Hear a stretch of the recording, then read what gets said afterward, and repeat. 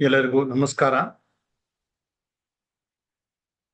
ಭಾರತದ ಮೇಲೆ 8ನೇ ಶತಮಾನದಿಂದ ಇಸ್ಲಾಮಿನ ಆಕ್ರಮಣ ನಿರಂತರವಾಗಿ ನಡೀತಾ ಬಂದಿದೆ. ಇತ್ತೀಚೆಗೆ ಒಬ್ರು ರಾಜಸ್ಥಾನದ ಒಬ್ಬ ವ್ಯಕ್ತಿಯ ಜೊತೆ ನನ್ನ ಮಾತುಕತೆ ಮಾಡ್ತಕ್ಕಂತಹ ಒಂದು ಅವಕಾಶ ಸಿಕ್ತು. ಆಗ ಅವರು ಒಂದು ವಿಷಯ ಹೇಳ್ತಾರೆ. ನಾನು ಬೆಂಗಳೂರವನು, ದಕ್ಷಿಣ ಭಾರತದವನು, ಅವರು ರಾಜಸ್ಥಾನದವರು.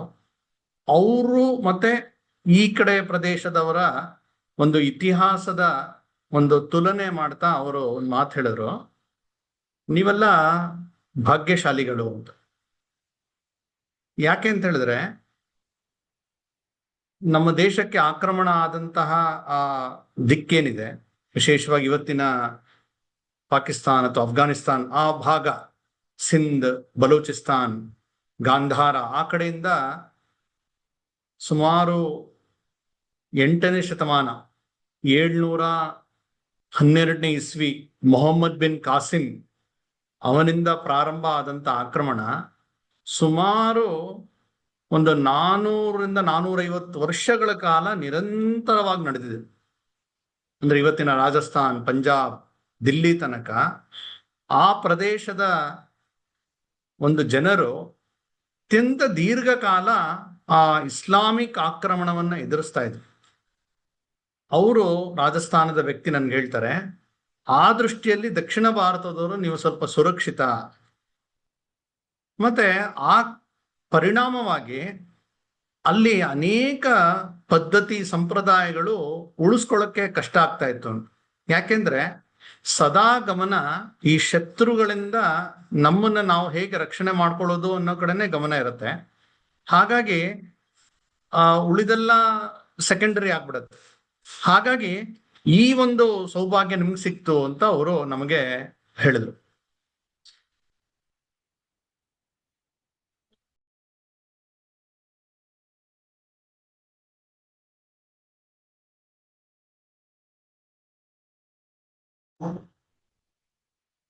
ಆ ರೀತಿಯ ಒಂದು ಸೌಭಾಗ್ಯಶಾಲಿಗಳು. ಹಾಗಾಗಿ ಉದಾಹರಣೆಗೆ ನಾವು ಗಮನಿಸ್ಬೋದು, ಆ ಕಡೆ ಪ್ರದೇಶದಲ್ಲಿ ಹೆಣ್ಮಕ್ಳು ಅವರು ಇದನ್ನ ಹಾಕೊಳ್ತಾರೆ, ಘೂಂಘಟ್ ಹಾಕೊಳ್ತಾರೆ. ಇಲ್ಲಿ ದಕ್ಷಿಣ ಭಾರತದಲ್ಲಿ ಆ ವ್ಯವಸ್ಥೆ ಇಲ್ಲ. ಯಾಕೆ ಅಂದ್ರೆ ಅಲ್ಲಿ ಇಸ್ಲಾಮಿನ ಒಂದು ಭಯ ಇತ್ತು. ಅಲ್ಲಿ ಹೆಣ್ಮಕ್ಳನ್ನ ಅವರು ಅಪಹರಣ ಮಾಡ್ತಾ ಇದ್ರು. ಆ ಕಡೆ ಮದುವೆಯನ್ನ ಸಂಜೆ ಮೇಲೆ ಮಾಡ್ತಾ ಇದ್ರು. ಯಾಕೆಂದ್ರೆ ಹಗಲು ಹೊತ್ತಲ್ಲಿ ಮಾಡಿದ್ರೆ ಗೊತ್ತಾಗ್ಬಿಡತ್ತೆ ಅಥವಾ ತೊಂದರೆ ಆಗತ್ತೆ ಅನ್ನೋ ಕಾರಣಕ್ಕಾಗಿ. ಮತ್ತೆ ಅನೇಕ ಪದ್ಧತಿಗಳು ಪಾಪ ಉಳಿಸ್ಕೊಳ್ಳೋಕೆ ಕಷ್ಟ ಆಗ್ತಾ ಇತ್ತು. ಸದಾ ಹೋರಾಟ, ಬಾಲ್ಯ ವಿವಾಹಗಳು ಜಾಸ್ತಿ ಆಯ್ತು. ಯಾಕೆ ಅಂದ್ರೆ ಮತ್ತೆ ಇದೇ ಕಾರಣಕ್ಕಾಗಿ. ಸೊ ಆ ರೀತಿ ಒಂದು ಅತಿ ದೀರ್ಘಕಾಲ ಭಾರತದ ಈ ಸಂಸ್ಕೃತಿ, ಹಿಂದೂ ಧರ್ಮ, ಇದರ ರಕ್ಷಣೆಗಾಗಿ ನಡೆದಂತ ಹೋರಾಟದ ಒಂದು ಪರಂಪರೆಯಲ್ಲಿ ರಾಜಸ್ಥಾನ ಒಂದು ಬಹಳ ಮುಖ್ಯವಾದ ಭಾಗ.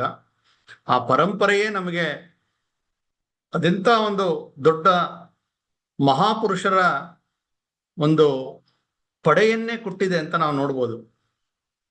ಮೊಹಮ್ಮದ್ ಬಿನ್ ಕಾಸಿಂ ಅವನು ಮೊದಲ ಆಕ್ರಮಣ ಮಾಡಿದಾಗ ಅವನನ್ನ ಎದುರಿಸಿದಂತ ಬಾಪ್ಪಾ ರಾವಲ್ ಮಹಾಶೂರ, ಎಷ್ಟು ಪರಾಕ್ರಮಿ ಅಂತ ಹೇಳಿದ್ರೆ ಅವನ್ನ ಅಟ್ಟಾಡಿಸ್ಕೊಂಡು ಹೆಚ್ಚು ಕಡಿಮೆ ಇರಾನ್ ತನಕ ಹೊರಟೋಗ್ತಾನೆ. ಇದೆಲ್ಲ ನಮಗೆ ಯಾವುದು ಇತಿಹಾಸದಲ್ಲಿ ಹೇಳಲ್ಲ.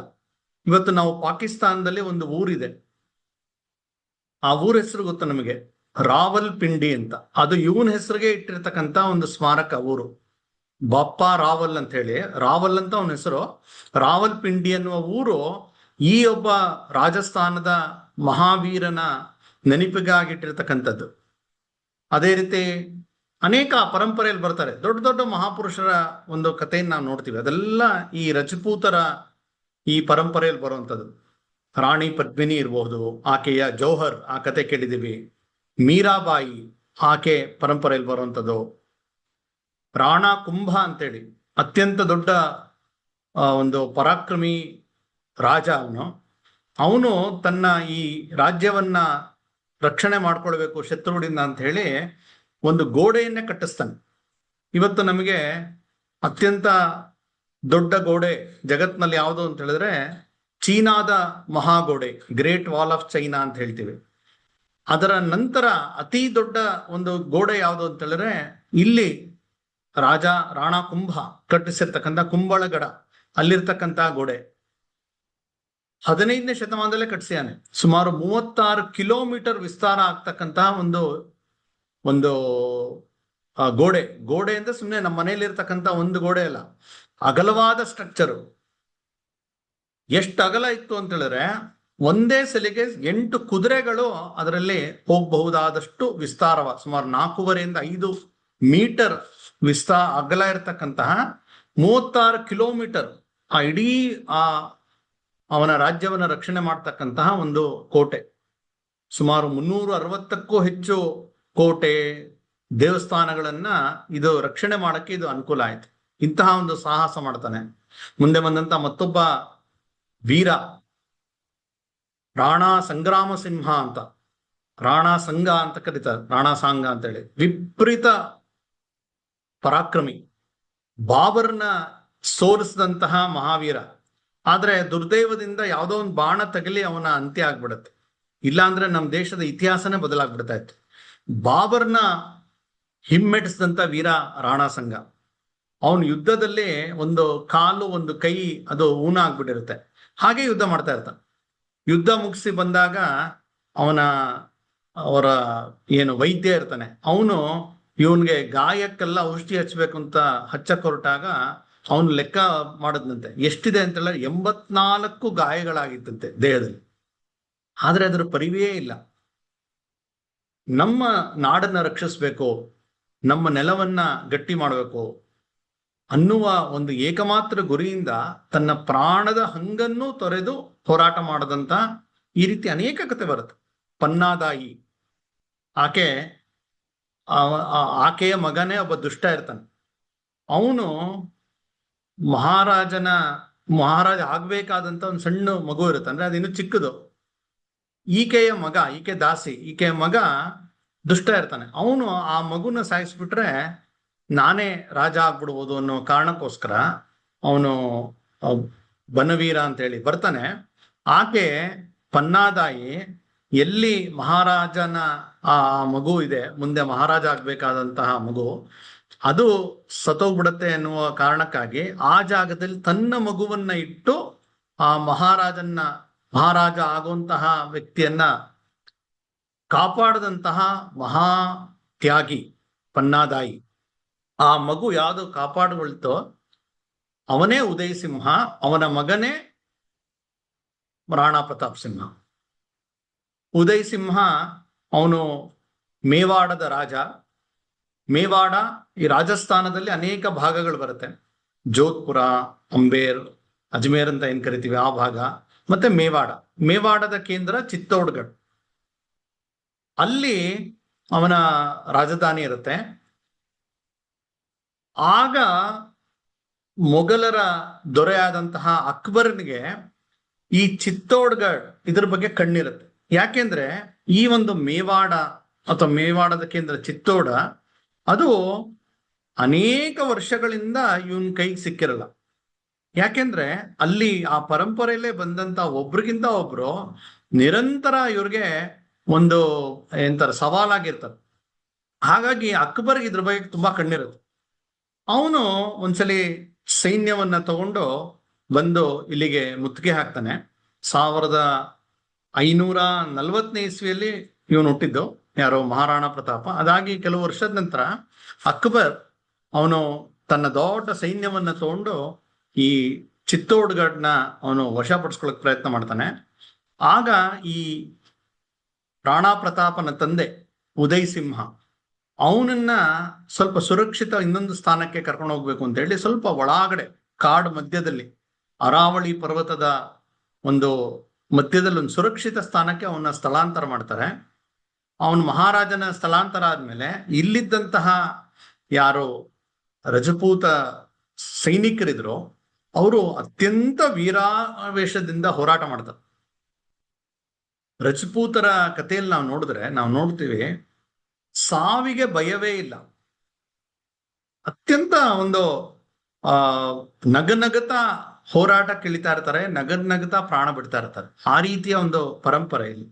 ಸೊ ಹಾಗಾಗಿ ಈ ರಜಪೂತ ವೀರರು, ಅಕ್ಬರ್ನ ದೊಡ್ಡ ಸೈನ್ಯ, ಇವ್ರ ಸಂಖ್ಯೆ ಕಡಿಮೆ ಇದೆ, ಆದ್ರೆ ಇವರ ಒಂದು ಧೈರ್ಯಕ್ಕೆ ಯಾವುದೇ ಒಂದು ಚ್ಯುತಿ ಇಲ್ಲ. ಹಾಗಾಗಿ ಹೋರಾಟ ಮಾಡ್ತಾ ಹೋಗ್ತಾರೆ. ಸುಮಾರು 3 ಹಗಲು ರಾತ್ರಿಗಳು ಹೋರಾಟ ನಡೆಯುತ್ತೆ. ಸಾವಿರಾರು ಸೈನಿಕರ ಒಂದು ಅಂತ್ಯ ಆಗತ್ತೆ. ಅವರ ಹೆಂಡತಿಯರು, ದೊಡ್ಡ ಸಂಖ್ಯೆಯಲ್ಲಿದ್ದಂತ ಹೆಣ್ಮಕ್ಳು, ಅವರು ಜೌಹರ್ ಅಂದ್ರೆ ಬೆಂಕಿಗೆ ಹಾರಿ ತನ್ನ ಪ್ರಾಣವನ್ನ ಅವರು ಪ್ರಾಣಾರ್ಪಣೆ ಮಾಡ್ತಾರೆ. ಯಾಕೆಂದ್ರೆ ಅವರು ಬದುಕುಳಿದ್ರೆ ಈ ದುಷ್ಟ ಮೊಘಲ ಸರ್ದಾರ, ಮೊಘಲ ಬಾದಶಾ ಅಕ್ಬರ್ನ ಕೈಗೆ ಸಿಕ್ಕಾಕೊಳ್ತೀವಿ, ನಮ್ಮ ಮಾನ ಮುಖ್ಯ, ಪ್ರಾಣಕ್ಕಿಂತ ಮಾನ ಮುಖ್ಯ, ಹಾಗಾಗಿ ಪ್ರಾಣ ಆದ್ರೂ ಚಿಂತೆ ಇಲ್ಲ, ನಾವು ಮಾನಗೆಡಬಾರದು, ಮಾನವನ್ನ ಕಳ್ಕೊಳ್ಬಾರ್ದು ಅಂತ ಹೇಳಿ ಅವರು ಬೆಂಕಿಗೆ ಪ್ರವೇಶ ಮಾಡ್ತಾರೆ, ಸಾವಿರಾರು ಜನ. ಹೀಗೆ ಆ ಯುದ್ಧದಲ್ಲಿ ಈ ಉದಯ್ ಸಿಂಹನ ಹೆಚ್ಚು ಕಡಿಮೆ ಬಹುತೇಕ ಸೈನಿಕರು ಅವರ ಅಂತ್ಯ ಆಗತ್ತೆ. ಎಷ್ಟು ಮಟ್ಟಿಗೆ ಅಂತ ಹೇಳಿದ್ರೆ ಇತಿಹಾಸಕಾರರು ಹೇಳ್ತಾರೆ, ಆ ಅಕ್ಬರ್ ಎಂತ ಕ್ರೂರಿ ಅಂತ ಹೇಳಿದ್ರೆ ಸುಮಾರು 30,000 ಜನರ ತಲೆಯನ್ನ ಕತ್ತರಿಸಿದಂತೆ. 30,000 ಜನ, ಕಲ್ಪನೆ ಮಾಡ್ಕೊಳ್ಳಿ, ಅದೊಂದು ಪರ್ವತವೇ ಆಗ್ಬಿಟ್ಟಿತ್ತು. ಅಷ್ಟು ಹಿಂದೂ ದ್ವೇಷ, ಅವನು ಭಾರತೀಯರ ಕುರಿತಾಗಿ ದ್ವೇಷ ಇರುತ್ತೆ. ಆ ಒಂದು ಈ ಎಲ್ಲವೂ ಮಹಾರಾಣಾ ಪ್ರತಾಪನ ಯೌವನದಲ್ಲಿ, ಬಾಲ್ಯದಲ್ಲಿ ಅವನ ಮನಸ್ಸು ಮೇಲೆ ಒಂದು ಅಚ್ಚಳಿಯದಂತಹ ಒಂದು ಪ್ರಭಾವವನ್ನ ಬೀರುತ್ತೆ. ಉದಯ್ ಸಿಂಹ ಅವನು ಇಲ್ಲಿಂದ ಸುರಕ್ಷಿತವಾಗಿ ಮತ್ತೊಂದು ಜಾಗಕ್ಕೆ ಹೋಗಿ ಅಲ್ಲೊಂದು ಹೊಸ ಪಟ್ಟಣವನ್ನೇ ಕಟ್ತಾನೆ. ಅದೇ ಇವತ್ತಿನ ಉದಯ್ಪುರ್, ರಾಜಸ್ಥಾನದ ಮತ್ತೊಂದು ದೊಡ್ಡ ನಗರ ಆಗಿದೆ ಇವತ್ತು. ಅದು ಉದಯ್ ಸಿಂಹನ ಇಂದ ನಿರ್ಮಾಣಗೊಂಡಂತಹ ಒಂದು ಊರು. ಆ ಉದಯ್ಪುರದಲ್ಲಿ ಅವನು ನೆಲೆಸ್ತಾನೆ. ಕೆಲವು ವರ್ಷದ ನಂತರ ಅವನ ಒಂದು ಅಂತ್ಯ ಆಗ್ಬಿಡುತ್ತೆ. ಅವನ ಅಂತ್ಯ ಆದಾಗ ರಾಣಾ ಪ್ರತಾಪನ ಪಟ್ಟಾಭಿಷೇಕ ಮಾಡ್ತಾನೆ. ಯಾಕಂದ್ರೆ ಅವನ ಹಿರಿಮಗ, ಅವನಿಗೆ ಅನೇಕ ಹೆಂಡತಿಯರಿದ್ರು, ಎಷ್ಟೊಂದು ಜನ ಮಕ್ಕಳಿದ್ರು, ಅದೊಂದು ದೊಡ್ಡ ಕತೆ. ಅದರ ಪೈಕಿ ದೊಡ್ಡವನು ಈ ಪ್ರತಾಪ ಸಿಂಹ. ಹಾಗಾಗಿ ರಾಣಾ ಪ್ರತಾಪ್ ಸಿಂಹನನ್ನ ರಾಜನಾಗಿ ಪಟ್ಟಾಭಿಷೇಕ ಮಾಡ್ತಾರೆ. ರಾವತ್ ಕೃಷ್ಣದಾಸ್ ಅನ್ನೋರು ಅವರು ಇವನಿಗೆ ಅಧಿಕೃತವಾಗಿ ಒಂದು ಪಟ್ಟಾಭಿಷೇಕ ಮಾಡಿ ಅವನಿಗೆ ಒಂದು ಕತ್ತಿಯನ್ನ ಕೊಡ್ತಾರೆ. ಆ ಕತ್ತಿಯನ್ನ ಕೊಡ್ತಾ ಅವನ್ಗೆ ಹೇಳ್ತಾರೆ, ಪ್ರತಾಪ, ಈ ಕತ್ತಿ ಯಾವುದು ಅಂತ ಹೇಳಿದ್ರೆ ಆ ಅಕ್ಬರ್ ಮೊಘಲ ಬಾದಶಾಹ ಅವನು ನಮ್ಮ ಚಿತ್ತೋಡ್ಗಢವನ್ನ ಆಕ್ರಮಿಸಿ ಅಲ್ಲಿರ್ತಕ್ಕಂತಹ ಇಡೀ ಕೋಟೆಯನ್ನ ಧ್ವಂಸ ಮಾಡ್ತಾನೆ, ಅಲ್ಲಿದ್ದಂತಹ ದೇವಸ್ಥಾನವನ್ನ ಅವನು ಧ್ವಂಸ ಮಾಡ್ತಾನೆ, ಅಲ್ಲಿದ್ದಂತಹ ದೇವಿಯ ವಿಗ್ರಹವನ್ನ ಒಡೆದಾಕ್ತಾನೆ. ಯಾಕಂದ್ರೆ ವಿಗ್ರಹ ಭಂಜಕ ಅವನು. ಆಕೆಯ ಕೈಯಲ್ಲಿದ್ದಂತ ಕತ್ತಿ ಇದು, ಇದನ್ನ ನಿನ್ ಕೈ ಕೊಡ್ತಾ ಇವಿ, ನಿನ್ನನ್ನ ನಾವು ರಾಜನನ್ನಾಗಿ ಮಾಡ್ತಾ ಇವಿ, ನಿನ್ನ ಮೇಲೆ ಭರವಸೆ ಇಟ್ಕೊಂಡಿದೀವಿ, ನೀನು ನಮ್ಮ ರಾಜಪುತಾನ ಅಂತ ಕರೀತಾರೆ, ಆ ಪ್ರದೇಶದ ಒಂದು ಭರವಸೆ ನೀನು ನಮ್ಮ ನೆಲವನ್ನ ಮತ್ತೊಮ್ಮೆ ಪಡಿತೀಯಾ, ಅದಕ್ಕೆ ಯೋಗ್ಯವಾದಂತಹ ಎಲ್ಲ ಸಾಮರ್ಥ್ಯ ನಿನಗಿದೆ, ನಿನ್ನ ಮೇಲೆ ಭರವಸೆ ಇಟ್ಟು ನಿನಗೆ ನಾವು ರಾಜನನ್ನಾಗಿ ಮಾಡೀವಿ ಅಂತ ಒಂದು ದೊಡ್ಡ ಭಾಷಣವನ್ನೇ ಮಾಡ್ತಾರೆ. ಭಾಷಣ ಮಾಡಿ ಆ ಕತ್ತಿಯನ್ನು ಕೊಡ್ತಾರೆ. ರಾಣಾ ಪ್ರತಾಪ ಆ ಕತ್ತಿಯನ್ನ ಕಣ್ಣು ಒತ್ತಿಟ್ಕೊಂಡು ಅತ್ಯಂತ ಭಾವುಕನಾಗಿ ಎದ್ದು ನಿಂತು ಅವನು ಅದಕ್ಕೆ ಉತ್ತರವಾಗಿ ಒಂದು ಮಾತುಗಳನ್ನು ಹೇಳ್ತಾನೆ.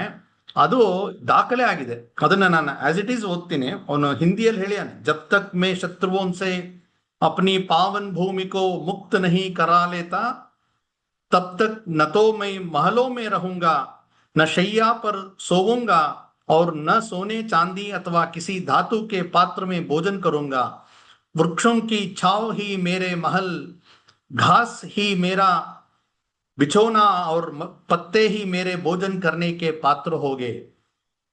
ಕನ್ನಡದಲ್ಲಿ ಹೇಳ್ತೀನಿ, ಮಹಾರಾಣಾ ಪ್ರತಾಪನ ಆಸ್ ಇಟ್ ಈಸ್ ಮಾತಿದು. ರಾಜ ಆಗಿದ್ದಾನೆ, ಆಗ್ತಾನೆ ಪಟ್ಟಾಭಿಷೇಕ ಆಗಿದೆ, ರಾಜ ಆಗಿದ್ದಾನೆ. ತಕ್ಷಣ ಎಲ್ಲರ ಮನಸ್ಸಿನಲ್ಲಿ ಬರುತ್ತೆ, ನಾನು ಒಂದು ರಾಜ್ಯದ ಚುಕ್ಕಾಣಿ ಸಿಕ್ಕಿದೆ, ವೈಭವ, ಆಡಳಿತ, ಅರಮನೆ, ಎಲ್ಲ ವೈಭೋಗಗಳು ನನ್ನನ್ನ ಒಂಥರ ಸುಖದ ಸುಪ್ಪತ್ತಿಗೆಯಲ್ಲಿ ನಾನು ಬದುಕಬಹುದು ಅನ್ನುವ ಒಂದು ಅವಕಾಶ ಇರುತ್ತೆ. ಆದ್ರೆ ರಾಣಾ ಪ್ರತಾಪನ ಮಹತ್ವ ಏನು ಅಂತ ಈ ಮಾತಿನಲ್ಲಿ ಗೊತ್ತಾಗತ್ತೆ. ಅವನು ಹೇಳ್ತಾನೆ, ಶತ್ರುಗಳಿಂದ ಎಲ್ಲಿಯವರೆಗೆ ನನ್ನ ಪಾವನ ಮಾತೃಭೂಮಿ ಚಿತ್ತೌಡನ್ನು ಪುನರ್ವಶ ಮಾಡಿಕೊಳ್ಳುವುದಿಲ್ಲವೋ ಅಲ್ಲಿಯವರೆಗೆ ನಾನು ಚಿನ್ನ ಮತ್ತು ಬೆಳ್ಳಿ ತಟ್ಟೆಗಳಲ್ಲಿ ಊಟ ಮಾಡದಿರಲು, ಅಂದ್ರೆ ಪ್ರತಿಜ್ಞೆ ಮಾಡ್ತಾನೆ, ಇನ್ಮೆಯಿಂದ ಚಿನ್ನ ಮತ್ತು ಅವನು ರಾಜಮನೆತನ ಅವನು, ಆದ್ರೆ ಇನ್ಮೆಯಿಂದ ಬೆಳ್ಳಿ ತಟ್ಟೆ ಅಥವಾ ಚಿನ್ನದ ತಟ್ಟೆಯಲ್ಲಿ ಊಟ ಮಾಡಲ್ಲ, ಮೃದುವಾದ ಹಾಸಿಗೆ ಮೇಲೆ ಮಲಗಲ್ಲ, ಹಾಗೂ ಅರಮನೆಗಳಲ್ಲಿ ವಾಸ ಮಾಡಲ್ಲ ಅನ್ನುವ ಘೋರ ಪ್ರತಿಜ್ಞೆ ಮಾಡ್ತಾ ಇದ್ದೇನೆ. ಇನ್ನು ಮುಂದೆ ನಾನು ಹಸಿರು ಎಲೆಗಳನ್ನೇ ಊಟದ ಬದಲು ತಿನ್ನಲು, ಹುಲ್ಲಿನ ಹಾಸಿಗೆಯಲ್ಲಿ ಮಲಗಲು, ಗುಡಿಸಿಲಿನಲ್ಲಿ ವಾಸ ಮಾಡ್ತೀನಿ, ಇನ್ಮೇಲೆ ಅರಮನೆಯಲ್ಲಿ ಇರಲ್ಲ ಅಂತ ಹೇಳಿ ಅವನು ಅತ್ಯಂತ ಘೋರವಾದ ಪ್ರತಿಜ್ಞೆಯನ್ನ ಮಾಡ್ತಾನೆ. ಅಂದ್ರೆ ನಾನು ರಾಜ ಆಗಿರುವಂಥದ್ದು ಬಹಳ ದೊಡ್ಡ ಜವಾಬ್ದಾರಿ. ನನ್ನ ಒಂದು ಮಾತೃಭೂಮಿ ಕಳ್ಕೊಂಡಿದ್ದೀನಿ, ಅದನ್ನು ವಾಪಸ್ ಪಡಿತೀನಿ ನಾನು, ಇದು ನನ್ನ ಜೀವನದ ಒಂದು ಗುರಿ ಅಂತ ಪ್ರತಿಜ್ಞೆ ಮಾಡಿ ಅವನು ಹೊರಡ್ತಾನೆ. ಅಂದ್ರೆ ಅರಮನೆಯಿಂದ ಅವನು ಹೊರಡ್ತಾನೆ. ನೋಡಿ ಎಂತ ಪರಿಸ್ಥಿತಿ ಅಂದ್ರೆ, ರಾಜ ಅಂತ ಪಟ್ಟಾಭಿಷೇಕ ಆಗಿದೆ, ಅದೊಂದು ಒಂದು ರೀತಿಯ ಒಂದು ಸಾಂಕೇತಿಕವಾಗಿ ಅವನ್ನ ರಾಜ ಮಾಡಿದ್ರು, ಯಾರು ಮಾಡ್ಬೇಕಾಯ್ತು, ಅವನ ತಂದೆ ತೀರ್ಕೊಂಡಿದ್ದಾರೆ. ಆದ್ರೆ ಇವನ ಹತ್ರ ರಾಜ್ಯನೇ ಇಲ್ಲ, ಸೈನ್ಯ ಇಲ್ಲ, ಹಣ ಇಲ್ಲ, ಏನೂ ಇಲ್ಲ, ಇದಕ್ಕೆ ರಾಜ. ಇದನ್ನು ಸವಾಲಾಗಿ ಸ್ವೀಕಾರ ಮಾಡಿದಂಥವನು ಮಹಾರಾಣಾ ಪ್ರತಾಪ್. ಅವನು ಗುಡ್ಡಗಾಡು ಪ್ರದೇಶದಲ್ಲಿದ್ದಂತಹ ಭಿಲ್ ಜನಾಂಗ, ಆ ಜನಾಂಗವನ್ನ ಅವರು ವಿಶೇಷವಾಗಿ ಕಾಡಿನಲ್ಲೇ ವಾಸ ಮಾಡಿ ತುಂಬಾ ಒಂದು ಬೇಟೆ, ಹೋರಾಟ, ಗುಡ್ಡಗಾಡಲ್ಲಿ ಹತ್ತು ಇಳಿಯೋದು, ಮರ ಹತ್ತೋದು, ಓಡೋದು, ವಿಪರೀತ ಸಾಹಸಿ ಒಂದು ಗುಡ್ಡಗಾಡು ಸಮುದಾಯ. ಇವತ್ತು ಹೇಳ್ತೀವಲ್ಲ ಶೆಡ್ಯೂಲ್ಡ್ ಟ್ರೈಬ್ ಅಂತ, ಆ ರೀತಿಯ ಒಂದು ಸಮುದಾಯ. ಅವರ ಪ್ರಮುಖ ಪೂಂಜ ಅಂತ ಹೇಳ್ತಾನೆ, ಭಿಲ್ ಪೂಂಜ ಅಂತ. ಅವನ ಜೊತೆ ಇವನು ಸ್ನೇಹ ಸಂಬಂಧವನ್ನು ಬೆಳೆಸ್ಕೊಳ್ತಾನೆ. ಅವನ್ಗೆ ರಾಣಾ ಪೂಂಜ ಅಂತ ಹೇಳಿ ಇವನೇ ಒಂದು ನಾಮಕರಣ ಮಾಡ್ತಾನೆ. ಇವರ ರಾಣಾ ಪ್ರತಾಪ, ರಾಣಾ ಸಂಘ, ಈ ರೀತಿಯ ಏನು ಒಂದು ಬೆರೆದಿರುತ್ತೆ, ಅದನ್ನ ಅವನು ಕೊಡ್ತಾನೆ. ನಾವೆಲ್ಲರೂ ಒಂದಾಗಿ ನಾವು ಹೋರಾಟ ಮಾಡ್ಬೇಕು ಅಂತೇಳಿ ಅವನು ಹೊಸ ಒಂದು ಸ್ಟ್ರಾಟಜಿಯನ್ನೇ ಶುರು ಮಾಡ್ತಾನೆ. ಅಲ್ಲಿ ತನಕ ಪಾರಂಪರಿಕ ಯುದ್ಧ ಹೇಗಿತ್ತು ಅಂತ ಹೇಳಿದ್ರೆ, ನಮ್ಮ ಸೈನಿಕರು ಯುದ್ಧಕ್ಕೆ ಹೋದ್ರೆ ಮೊಘಲರು ಏನ್ ಮಾಡ್ತಾ ಇದ್ರು ಅಂದ್ರೆ, ಒಂದಷ್ಟು ಹಸುಗಳನ್ನ ಮುಂದೆ ಇಟ್ಕೊಂಡು ಯುದ್ಧಕ್ಕೆ ಬಂದ್ಬಿಡೋದು. ನಮ್ಮ ಸೈನಿಕರೆಲ್ಲ ಅಯ್ಯೋ ಹಸು ಇದೆಯಲ್ಲ ಅಂತ ಹೇಳಿ ಶಸ್ತ್ರತ್ಯಾಗ ಮಾಡ್ಬಿಟ್ರೆ, ಹಿಂದ್ಗಡೆಯಿಂದ ಬಂದು ಬಾಣ ಬಿಡೋದು, ಈಟಿ ಬಿಡೋದು ಮಾಡಿ ನಮ್ಮನ್ನು ಸೋಲ್ಸ್ಬಿಡ್ತಾ ಇರ್ತಾರೆ. ವಿಚಿತ್ರ ರೀತಿ ಮೋಸ ಮಾಡ್ತಾ ಇರ್ತಾರೆ. ಆದ್ರೆ ನಮ್ಮ ಜನ, ನಮ್ಮ ಸಂಸ್ಕೃತಿಯಲ್ಲಿ ಇರ್ತಕ್ಕಂಥ ಅನೇಕ ನಿಯಮಗಳಿದೆಯಲ್ಲ, ಅಂದ್ರೆ ಎದುರುಗಡೆ ಇರ್ತಕ್ಕಂಥ ಅವನ ಹತ್ರ ಶಸ್ತ್ರ ಇಲ್ಲ ಅಂದ್ರೆ ನಾನು ಯುದ್ಧ ಮಾಡಲ್ಲ, ಅಥವಾ ಅವನು ಕುದುರೆ ಮೇಲೆ ಬಂದ್ರೆ ನಾನು ಕುದುರೆ ಮೇಲೆ ಯುದ್ಧ ಮಾಡ್ತೀನಿ, ಅವನ್ ಕೆಳಗಡೆ ಇದ್ರೆ ನಾನು ಕೆಳಗಡೆ ಇಳಿದು ಯುದ್ಧ ಮಾಡ್ತೀನಿ. ಈ ರೀತಿಯೆಲ್ಲ ನಮ್ಮಲ್ಲಿ ಒಂದು ಧರ್ಮದ ಒಂದು ಪದ್ಧತಿ ಇದೆ. ಆದ್ರೆ ಎದುರುಗಡೆ ಇರ್ತಕ್ಕಂಥವನು ಅತ್ಯಂತ ಕ್ರೂರಿ, ಅತ್ಯಂತ ವಿಧರ್ಮಿ, ಅಂಥವ್ರ ವಿರುದ್ಧ ನಾವು ಹಂಗ್ ಮಾಡಕ್ ಹೋದ್ರೆ ನಾವೇ ಸೋಲ್ತೀವಿ. ಈ ರೀತಿ ಪಾರಂಪರಿಕ ಯುದ್ಧವನ್ನ ಬದಲು ಮಾಡಿ ಗೆರಿಲ್ಲಾ ತಂತ್ರವನ್ನ ರಾಣಾ ಪ್ರತಾಪ್ ಅವನು ಅಳವಡಿಸ್ಕೊಳ್ತಾನೆ. ಗೆರಿಲ್ಲಾ ತಂತ್ರನೇ ತುಂಬಾ ಜಾಣ್ಮೆಯಿಂದ, ತುಂಬಾ ಯೋಜನಾಬದ್ಧವಾಗಿ, ಕೆಲವು ಸಲ ಅಡಗಿ ಕೂತ್ಕೊಳ್ಬೇಕಾಗತ್ತೆ, ಹಿಂದಕ್ಕೆ ಕಾಲಿಡ್ಬೇಕಾಗತ್ತೆ, ಕೆಲವು ಸಲ ಬೆನ್ನು ತೋರಿಸ್ಬೇಕಾಗತ್ತೆ. ಆದ್ರೆ ಸ್ಟ್ರಾಟಜಿಕ್ ಆಗಿ ಗೆಲ್ಲಬೇಕು. ಈ ಮುಂದೆ ಶಿವಾಜಿ ಬಳಸಿದಂತ ಗೆರಿಲ್ಲಾ ತಂತ್ರ ರಾಣಾ ಪ್ರತಾಪನಿಂದ ಅವನು ಪ್ರೇರಣೆ ಪಡಿತು.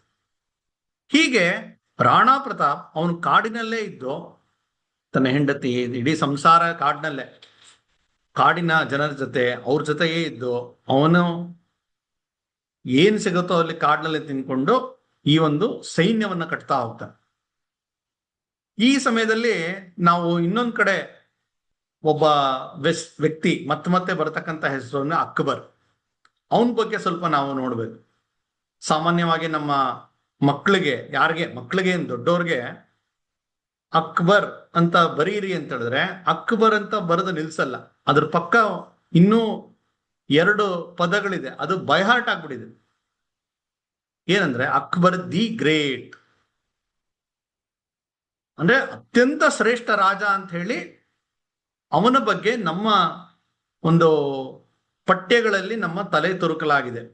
ಆದ್ರೆ ಒಬ್ಬ ರಾಜ ದಿ ಗ್ರೇಟ್ ಆಗ್ಬೇಕು ಅಂತ ಹೇಳಿದ್ರೆ ಹೇಗಿರ್ಬೇಕು ಅಂತ ನಮ್ಮ ಒಂದು ಯಾವುದೇ ಭಾರತೀಯ ಒಂದು ಶಾಸ್ತ್ರ ಪುಸ್ತಕಗಳು ಅದ್ರಲ್ಲಿ ನಾವು ತೆಗೆದ್ರೆ ಉದಾಹರಣೆ ರಾಮಾಯಣದಲ್ಲಿ ಒಬ್ಬ ರಾಜ ಹೇಗಿರ್ಬೇಕು ಅಂತ ಇದೆ, ಮಹಾಭಾರತದಲ್ಲಿದೆ, ಭಾಗವತದಲ್ಲಿದೆ, ಕೌಟಿಲ್ಯನ ಅರ್ಥಶಾಸ್ತ್ರದಲ್ಲಿ ಬರುತ್ತೆ ಒಬ್ಬ ರಾಜ ಹೇಗಿರ್ಬೇಕು ಅಂತ, ಒಬ್ಬ ಶ್ರೇಷ್ಠ ರಾಜ ಹೇಗಿರ್ಬೇಕು ಅಂತ. ಆ ಯಾವ ಲಕ್ಷಣವೂ ಅಕ್ಬರ್ನಲ್ಲಿ ನಾವು ನೋಡ್ಲಿಕ್ಕೆ ಸಾಧ್ಯ ಇಲ್ಲ. ಯಾಕೆಂದ್ರೆ ಅವನು ಭಾರತೀಯನೇ ಅಲ್ಲ. ಅವನ ತಂದೆ ಯಾರು ಅಂತ ಹೇಳಿದ್ರೆ ಅವನು ತೈಮೂರ್ಲಂಗ್ ಅಂತ, ಅಂದ್ರೆ ದೊಡ್ಡ ಆಕ್ರಮಣಕಾರಿ, ಆ ವಂಶದವನು. ಅವನೇ ಅನೇಕ ಬಾರಿ ಹೇಳ್ತಾ ಇರ್ತಾನೆ, ಆ ತೈಮೂರ್ಲಂಗನ ರಕ್ತ ನನ್ನಲ್ಲಿ ಹರಿತಾ ಇದೆ ಅಂತ. ತಾಯಿ ಯಾರು ಅಂತ ಹೇಳಿದ್ರೆ ಪರ್ಷಿಯಾ ದೇಶದವಳು. ಅವಳು ಯಾರು ಅಂತ ಹೇಳಿದ್ರೆ ಚಂಗೀಸ್ ಖಾನ್ ಅಂತ ಹೇಳಿ, ಅವನು ಮಂಗೋಲಿಯಾದಿಂದ ಆಕ್ರಮಣ ಮಾಡಿದಂಥವನು. ಅವನ ಮಗನ ಮಗಳು, ಅಂದ್ರೆ ಒಂದು ಮಂಗೋಲಿಯಾದಿಂದ ಬಂದಂತ ಮೂಲ. ಇನ್ನೊಂದು ಚಂಗೀಸ್ ಖಾನ್, ಇನ್ನೊಬ್ಬ ತೈಮೂರ್. ಅವನು ಎಂತ ಕ್ರೂರಿ ಅಂದ್ರೆ ಅವನು ಆಕ್ರಮಣ ಮಾಡಿದಾಗ 1,00,000 ಜನರನ್ನ ಕೊಂದಾಕಿದ್ದ ಭಾರತದಲ್ಲಿ. ಅಂತ ರಕ್ತ ಹರಿತಾ ಇರ್ತಕ್ಕಂಥ ಅಕ್ಬರ್ ಅವನು ಭಾರತೀಯ ದೃಷ್ಟಿಯಲ್ಲಿ ಒಂದು ಗ್ರೇಟ್ ಆಗ್ಲಿ ಸಾಧ್ಯವೇ ಇಲ್ಲ. ಯಾಕೆಂದ್ರೆ ಅವನು ಅಲ್ಲಿ ಹರಿತಾ ಇರೋದೇ ಭಾರತೀಯ ರಕ್ತ ಅಲ್ಲ. ಅವನು ಆಗ ರಾಜ ಆಗಿರ್ತಾನೆ, ಮೊಘಲ್ ದೊರೆ ಆಗಿರ್ತಾನೆ. ಅವನು ತುಂಬಾ ಗ್ರೇಟ್ ಅಂತಾರಲ್ಲ, ಅವನ ಬಗ್ಗೆ ನಾವು ತುಂಬಾ ಹೊತ್ತು ಹೇಳ್ತಾ ಹೋಗ್ಬೋದು. ಅವನು ಹೇಗಿದ್ದ ಸಣ್ಣ ಸ್ಯಾಂಪಲ್ ಹೇಳ್ತೇನೆ. ದೊಡ್ಡ ಹೆಣ್ಣು ಮರುಳ, ಸುಮಾರು 300 ಜನ ಅವನಿಗೆ ಹೆಂಡತಿಯರು ಇರ್ತಾರೆ.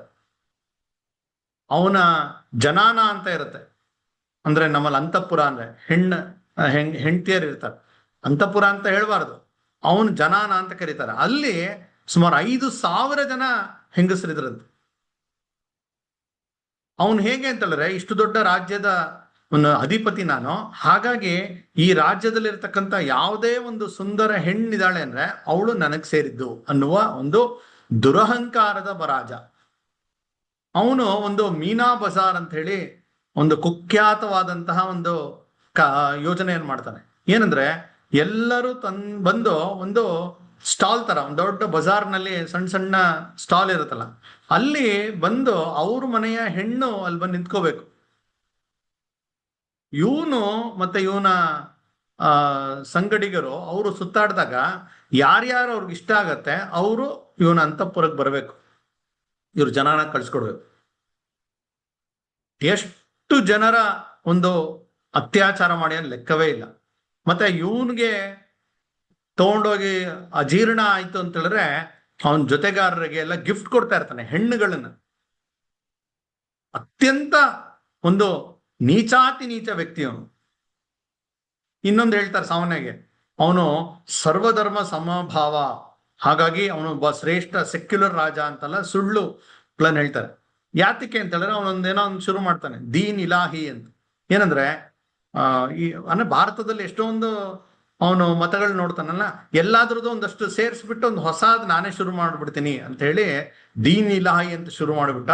ಹಾಗಾಗಿ ಅವನೊಬ್ಬ ದೊಡ್ಡ ಸರ್ವಧರ್ಮ ಸಮನ್ವಯಗಾರ ಅಂತ ಹೇಳಿ ಅವನು ದೊಡ್ಡ ದೊಡ್ಡ ಶಬ್ದಗಳನ್ನೆಲ್ಲ ತಪ್ಪಾಗಿ ಬರೆದಿದ್ದಾರೆ. ಆದ್ರೆ ವಾಸ್ತವಿಕವಾಗಿ ನೋಡಿದ್ರೆ ಆ ದೀನ್ ಇಲಾಹಿ ಅಂತ ಹೇಳೋದು ಫೇಲ್ಯೂರ್ ಫಿಲಾಸಫಿ. ಇತಿಹಾಸಕಾರರು ಬರೀತಾರೆ, ಆ ದೀನ್ ಇಲಾಹಿನ ಒಪ್ಕೊಂಡಂತವ್ರು ಎಷ್ಟು ಜನ ಅಂದ್ರೆ 18 ಜನ. ಆ 18 ಜನದಲ್ಲಿ ಒಬ್ಬ ಹಿಂದೂ, ಅವನು ಯಾರನ್ನು ಬೀರ್ಬಲ್, ಅವನು ಮೂಲತಃ ಹಿಂದೂ. ಇನ್ನು 17 ಜನ ಮುಸಲ್ಮಾನರು. ಯಾರು ಅದನ್ನ ಸ್ವೀಕಾರ ಮಾಡಲ್ಲ, ಅವ್ರ ಮಕ್ಕಳೇ ಒಪ್ಲಿಲ್ಲ.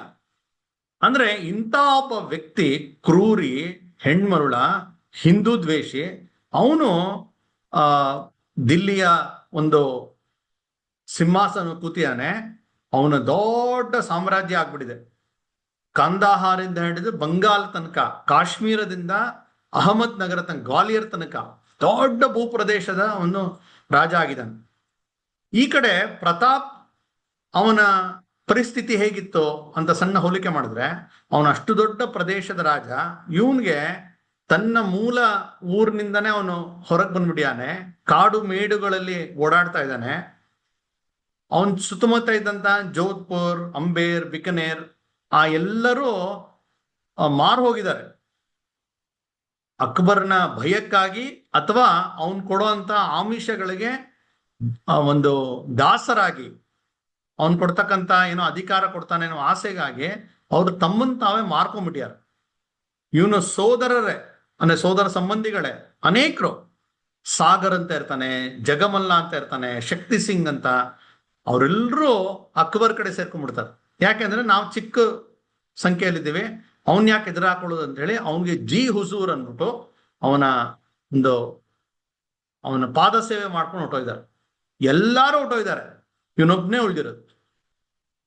ಹೇಗಿತ್ತು ಅಂತ ಒಂದು ಹೀನಾಯ ಸ್ಥಿತಿ ಅಂತ ಹೇಳಿದ್ರೆ, ಒಬ್ಬ ಮಾನ್ ಸಿಂಗ್ ಅಂತ ಹೇಳಿ ಅವನು ಕೂಡ ದೊಡ್ಡ ಪರಾಕ್ರಮಿ, ಶೂರ, ಹೋರಾಟಗಾರ, ರಜಪೂತಾನೆ, ಪ್ರತಾಪ್ ಸಿಂಹಂಗೆ ಸಂಬಂಧಿಕನೇ, ಕಸಿನ್ ಆಗ್ಬೇಕು. ಅವನು ಅಕ್ಬರ್ ಕಡೆ ಸೇರ್ಕೊಂಡ್ಬಿಟ್ಟಿಯಾನ. ಎಂತ ನಾವಿತ್ತು ಹೇಳಕ್ಕೆ ನಮ್ಗೆ ನಾಚಿಕೆ ಆಗತ್ತೆ. ಆ ರೀತಿ ತುಂಬಿದ ಸಭೆಯಲ್ಲಿ ಅಕ್ಬರ್ ಒಂದು ರೊಟ್ಟಿಯನ್ನ ಎಂಜಿಲ್ ಮಾಡಿ ಎಸಿತಾನೆ. ಆ ಎಂಜಿಲ್ ರೊಟ್ಟಿಯನ್ನ ತಗೊಂಡು ಇವನು ಕಣ್ಣೊತ್ತಿಟ್ಕೊಂಡು ತಿಂದು, ನಾನು ಧನ್ಯನಾದೆ, ಬಾದ್ಶಾ ಕೊಟ್ಟದದ್ದು ನಂಗೆ ಸಿಕ್ತು ಪ್ರಸಾದ ಅಂತ ಈ ಮಾನ್ ಸಿಂಗ್, ಅವನ ಹೆಸರೇ ಮಾನಗಿಟ್ಟ ಸಿಂಗ್ ಅಂತ ಕರಿಬೇಕು. ಸ್ವಂತ ತಂಗಿನ ಅವನು ಅಕ್ಬರ್ನಿಗೆ ದಾನ ಕೊಡ್ತಾನೆ, ನೀವು ತೋಳಿ ಮಜಾ ಮಾಡಿ ಅಂತ ಕೊಟ್ಬಿಟ್ಟು, ನಮ್ಮ ವಂಶ ತುಂಬಾ ಒಂದು ಹೆಮ್ಮೆ ಪಡಬೇಕು, ನನ್ನ ತಂಗಿಯನ್ನ ಬಾದ್ಶಾ ಸ್ವೀಕಾರ ಮಾಡಿದ್ದಾರೆ ಅಂತ ಹೇಳ್ತಾರೆ. ಅಂದ್ರೆ ದೊಡ್ಡ ಸರ್ದಾರ, ಎಲ್ಲಾ ಸಾಮರ್ಥ್ಯ ಇದೆ. ಹಂಗ್ ನೋಡಕೋದ್ರೆ ಅಕ್ಬರ್ ಅವನ್ನ ಸೇನಾಧಿಪತಿ ಮಾಡ್ತಾನೆ. ಅಕ್ಬರ್ ಗೆದ್ದಂತ ದೊಡ್ಡ ಸಾಮ್ರಾಜ್ಯದಲ್ಲಿ ಅರ್ಧಕ್ಕಿಂತ ಹೆಚ್ಚು ಗೆದ್ಕೊಟ್ಟವನು ಇವನೇ, ಮಾನ್ಸಿಂಗ್ಗೆ. ನೋಡಿ, ಇದನ್ನೇ ನಮ್ಮಲ್ಲಿ ವೈಯಕ್ತಿಕ ಚಾರಿತ್ರ್ಯ ಮತ್ತು ರಾಷ್ಟ್ರೀಯ ಚಾರಿತ್ರ್ಯ ಅಂತ ಹೇಳ್ತಾರೆ. ವೈಯಕ್ತಿಕವಾಗಿ ಅವನು ಹೋರಾಟಗಾರ, ಸಾಹಸಿ, ಯುದ್ಧ ಪ್ರವೀಣ ಎಲ್ಲ ಇದೆ. ಆದ್ರೆ ತನ್ನೆಲ್ಲಾ ಸಾಮರ್ಥ್ಯವನ್ನ ಯಾವುದೋ ಒಬ್ಬ ಪರಕೀಯ, ಭಾರತ ದ್ವೇಷಿ, ಹಿಂದೂ ದ್ವೇಷಿ ಒಬ್ಬನಿಗೆ ಮೀಸಲಾಗಿಟ್ರಲ್ಲ, ಅದು ಅವನ ರಾಷ್ಟ್ರೀಯ ಚಾರಿತ್ರ್ಯ ಸರಿ ಇಲ್ಲ ಅಂತ. ಉದಾಹರಣೆ ಹೇಳ್ಬೇಕು ಅಂದ್ರೆ, ಯಾಕೆ ಇದಿಷ್ಟು ಮುಖ್ಯ ಅಂತ ಹೇಳಿದ್ರೆ, ಒಬ್ಬ ವ್ಯಕ್ತಿ ಎಷ್ಟೇ ಒಳ್ಳೆಯವನಿರ್ಬೋದು, ತುಂಬಾ ಸಾಮರ್ಥ್ಯ ಇರ್ಬೋದು, ಆದ್ರೆ ಆ ಸಾಮರ್ಥ್ಯ ಎಲ್ಲಿಗೆ ಅದು ಉಪಯೋಗ ಆಗ್ತಾ ಇದೆ ಅನ್ನೋದು ಮುಖ್ಯ. ಉದಾಹರಣೆಗೆ ಒಬ್ಬ ಅಕೌಂಟೆಂಟ್ ಇದ್ದಾನೆ ಅಂತ ಇಟ್ಕೊಳ್ಳಿ, ತುಂಬಾ ಚೆನ್ನಾಗಿ ಲೆಕ್ಕಾಚಾರ ಮಾಡ್ತಾನೆ. ಯಾವುದೇ ಕಷ್ಟವಾದ ಲೆಕ್ಕಾಚಾರವನ್ನ ಅವನು ಅಕೌಂಟ್ಸ್ ನಲ್ಲಿ ಅದನ್ನ ಟ್ಯಾಲಿ ಮಾಡ್ತಾನೆ. ಮತ್ತೆ ತುಂಬಾ ಪ್ರಾಮಾಣಿಕ ಇದ್ದಾನೆ, ₹1 ಆಚೆ ಈಚೆ ಮುಟ್ಟಲ್ಲ, ಮತ್ತೆ ಅದು ವ್ಯತ್ಯಾಸ ಆಗೋ ತರ ನೋಡ್ಕೊಳ್ತಾನೆ. ಆದ್ರೆ ಅವನು ಒಬ್ಬ ಟೆರರಿಸ್ಟ್ಗೆ ಕೆಲಸ ಮಾಡ್ತಾ ಇದ್ದಾನೆ. ನಾವ್ ಹೇಳ್ಬೋದು, ಇಲ್ಲ ರೀ, ಅವ್ನು ತುಂಬಾ ಒಳ್ಳೆ ಅಕೌಂಟೆಂಟ್ ಇರ್ಬೋದು, ಯಾವತ್ತೂ ಮೋಸ ಮಾಡಿಲ್ಲ ಇರ್ಬೋದು, ಆದ್ರೆ ಅವನೆಲ್ಲ ಶಕ್ತಿ ಸಾಮರ್ಥ್ಯಗಳು ಯಾರಿಗೆ ಮೀಸಲಾಗಿದೆ? ಒಬ್ಬ ದೇಶದ್ರೋಹಿಗೆ. ಇಲ್ಲ, ಅದೇ ತರ ಆಗಿದೆ. ಅಂದ್ರೆ ಪ್ರತಾಪನ ಸ್ಥಿತಿ ನೋಡಿ, ರಾಣಾ ಪ್ರತಾಪನ ಸುತ್ತಮುತ್ತ ಇದ್ದಂತ ಪ್ರದೇಶಗಳೆಲ್ಲ ಅಕ್ಬರ್ ಕಡೆ ಹೊಟ್ಟೋಗಿದೆ, ಅವನ ಸಂಬಂಧಿಕರೆಲ್ಲ ಹೊಟ್ಟೋಗಿದ್ದಾರೆ. ಇವನೊಂದು ಹಿಡಿಯಷ್ಟು ಜನ ಕಾಡು ಮಧ್ಯದಲ್ಲಿ ಆ ಭಿಲ್ ಸಮುದಾಯದ ಜನರನ್ನ ಇಟ್ಕೊಂಡು, ನಾನು ಈ ಒಂದು ಅನ್ಯಾಯವನ್ನ ಒಪ್ಪಲ್ಲ, ಈ ಪರಕೀಯರ ಆಳ್ವಿಕೆಯನ್ನು ಒಪ್ಪಲ್ಲ, ಸ್ವದೇಶವನ್ನ ಮರಳು ಪಡಿತೀನಿ ಅಂತ ಸ್ವಾತಂತ್ರ್ಯ ಹೋರಾಟಕ್ಕೆ ಅವನು ಧುಮುಕಿರ್ತಕ್ಕಂತ ಒಂದು ರೀತಿ ಹುಚ್ಚ ಅನ್ಬೋದು. ಯಾಕೆಂದ್ರೆ ಏನೂ ಇಲ್ಲ ಜೊತೆಗೆ, ಅವನ ಹತ್ರ, ಅಕ್ಬರ್ ಹತ್ರ ಎಲ್ಲ ಇದೆ. ಆದ್ರೆ ಹೇಗೆ ಅವನು ಅಕ್ಬರ್ಗೆ ಬಿಸಿ ಮುಟ್ಟಿಸ್ದ ಅಂತ ಹೇಳಿದ್ರೆ, ಅಕ್ಬರ್ಗೆ ಸದಾ ಕೊರಿತಾ ಇರತ್ತೆ, ಏನ್ ಮಾಡಿ ಇವನ್ ರಾಣಾ ಪ್ರತಾಪ್ ಹಿಡಿಯಕ್ ಆಗ್ತಾ ಇಲ್ವಲ್ಲ, ಏನ್ ಮಾಡ್ಬೇಕು ಅಂತ ಯೋಚನೆ ಮಾಡ್ತಾನೆ. ಸ್ವಲ್ಪ ಬುದ್ಧಿವಂತ ಕೂಡ, ಅನೇಕ ತಂತ್ರ ಕುತಂತ್ರ ಮಾಡ್ತಾ ಇರ್ತಾನೆ. ನೇರ ಎಲ್ಲರನ್ನು ಯುದ್ಧದಿಂದ ಗೆದ್ದಿಲ್ಲ, ಕೆಲವ್ರಿಗೆ ದುಡ್ಡು ಕೊಟ್ಟಿಯಾನೆ, ಬೇರೆ ಬೇರೆ ಆಮಿಷ ತೋರಿಸಿಯಾನೆ. ಅವನು ಯೋಚನೆ ಮಾಡ್ತಾನೆ, ಈ ರಾಣಾ ಪ್ರತಾಪನ್ನು ಆತರ ಕೊಂಡ್ಕೊಳ್ಬೋದಾ ಅಂತ ಪ್ಲಾನ್ ಮಾಡಿ ಅವನ್ಗೆ ಕೆಲವ್ರನ್ನ ಕಳಿಸ್ಕೊಡ್ತಾನೆ, ಮಾತುಕತೆ ಮಾಡಿ ಅಂತ. ಯುದ್ಧ ಬೇಡ, ಮಾತುಕತೆ ಮಾಡಿ ಅವನ್ನ ಮೆತ್ತಗೆ ಬುಟ್ಟಿ ಹಾಕೊಳ್ಳಿ ಅಂದ್ಬಿಟ್ಟು, ಏನು ಇವತ್ತಿನ ಭಾಷೆಯಲ್ಲಿ ಹೇಳ್ತಾರೆ ಡಿಪ್ಲೊಮ್ಯಾಟಿಕ್ ಮಿಷನ್, ರಾಜತಾಂತ್ರಿಕ ಮಾತುಕತೆಗಾಗಿ ಸುಮಾರು 8 ಜನನ್ನ ಕಳಿಸ್ಕೊಡ್ತಾನೆ. 8 ಬಾರಿ ಪ್ರಯತ್ನ ಮಾಡ್ತಾನೆ. ಜಲಾಲ್ ಖಾನ್ ಕುರ್ಚಿ ಅಂತ ಹೇಳಿ ಅವನ್ನ ಕಳಿಸ್ತಾನೆ. ಅವನು 2 ತಿಂಗಳು ಪ್ರಯತ್ನ ಮಾಡ್ತಾನೆ ರಾಣಾ ಪ್ರತಾಪ್ನ ಒಪ್ಸಕ್ಕೆ, ಒಪ್ಪಲ್ಲ. ರಾಜ ಭಗವಾನ್ ದಾಸ್ ಅಂತ ಹೇಳಿ ಮಾನ್ಸಿಂಗ್ ತಂದೆ, ಅವ್ರೋಗಿ ಪ್ರಯತ್ನ ಮಾಡ್ತಾರೆ, ಆಗಲ್ಲ. ರಾಜ ತೋಡರಮಲ್ ಪ್ರಯತ್ನ ಮಾಡ್ತಾನೆ, ಆಗಲ್ಲ. ಹೀಗೆ ಅನೇಕ ಪ್ರಯತ್ನ ಮಾಡ್ತಾನೆ. ಮಾನ್ಸಿಂಗ್ ಅವನು ಸೇನಾಧಿಪತಿ, ಅವನ್ನೇ ಕಳಿಸ್ಕೊಡ್ತಾನೆ ಅಕ್ಬರ್, ನೀನೊಂದು ಪ್ರಯತ್ನ ಮಾಡುವಂತ. ಇವನೇನ್ ಮಾಡ್ತಾನೆ ಅಂದ್ರೆ, ಒಂದು ಸಂದೇಶ ಕಳಿಸ್ತಾನೆ, ಈ ತರ ನಾನು ನಿಮ್ಮನೆಗೆ ಊಟಕ್ಕೆ ಬರ್ತಾ ಇದ್ದೀನಿ ಅಂತ.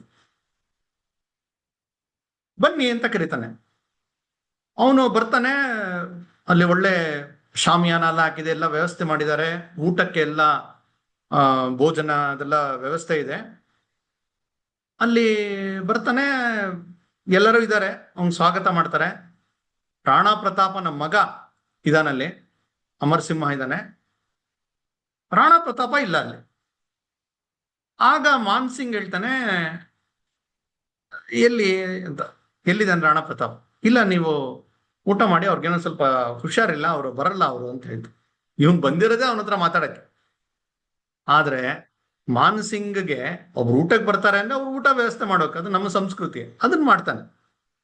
ಊಟಕ್ಕೆ ಬರಬೇಡಿ ಅಂತ ನಾವ್ ಯಾರಿಗೂ ಹೇಳಲ್ಲ. ಹಾಗಾಗಿ ಮಾನ್ಸಿಂಗ್ ಸೋದರ ಸಂಬಂಧಿ ಬಂದ್ಯಾನೆ. ಆದ್ರೆ ರಾಣಾ ಪ್ರತಾಪ್ ಊಟಕ್ಕೆ ಬರೋದೇ ಇಲ್ಲ. ಆವಾಗ ಮಾನ್ಸಿಂಗ್ ಗೊತ್ತಾಗತ್ತೆ, ರಾಣಾ ಪ್ರತಾಪ್ಗೆ ನನ್ನ ಜೊತೆ ಊಟ ಮಾಡಕ್ ಇಷ್ಟ ಇಲ್ಲ ಅಂತ ಹೇಳಿ, ನನ್ ಬೇಡ ಅಂತ ಹೇಳಿ ತಗೊಂಡಂಗ್ ಮಾಡ್ಬಿಟ್ಟು ಹಂಗೆ ಅಲ್ಲಿಂದ ಹೊರಡ್ತಾನೆ.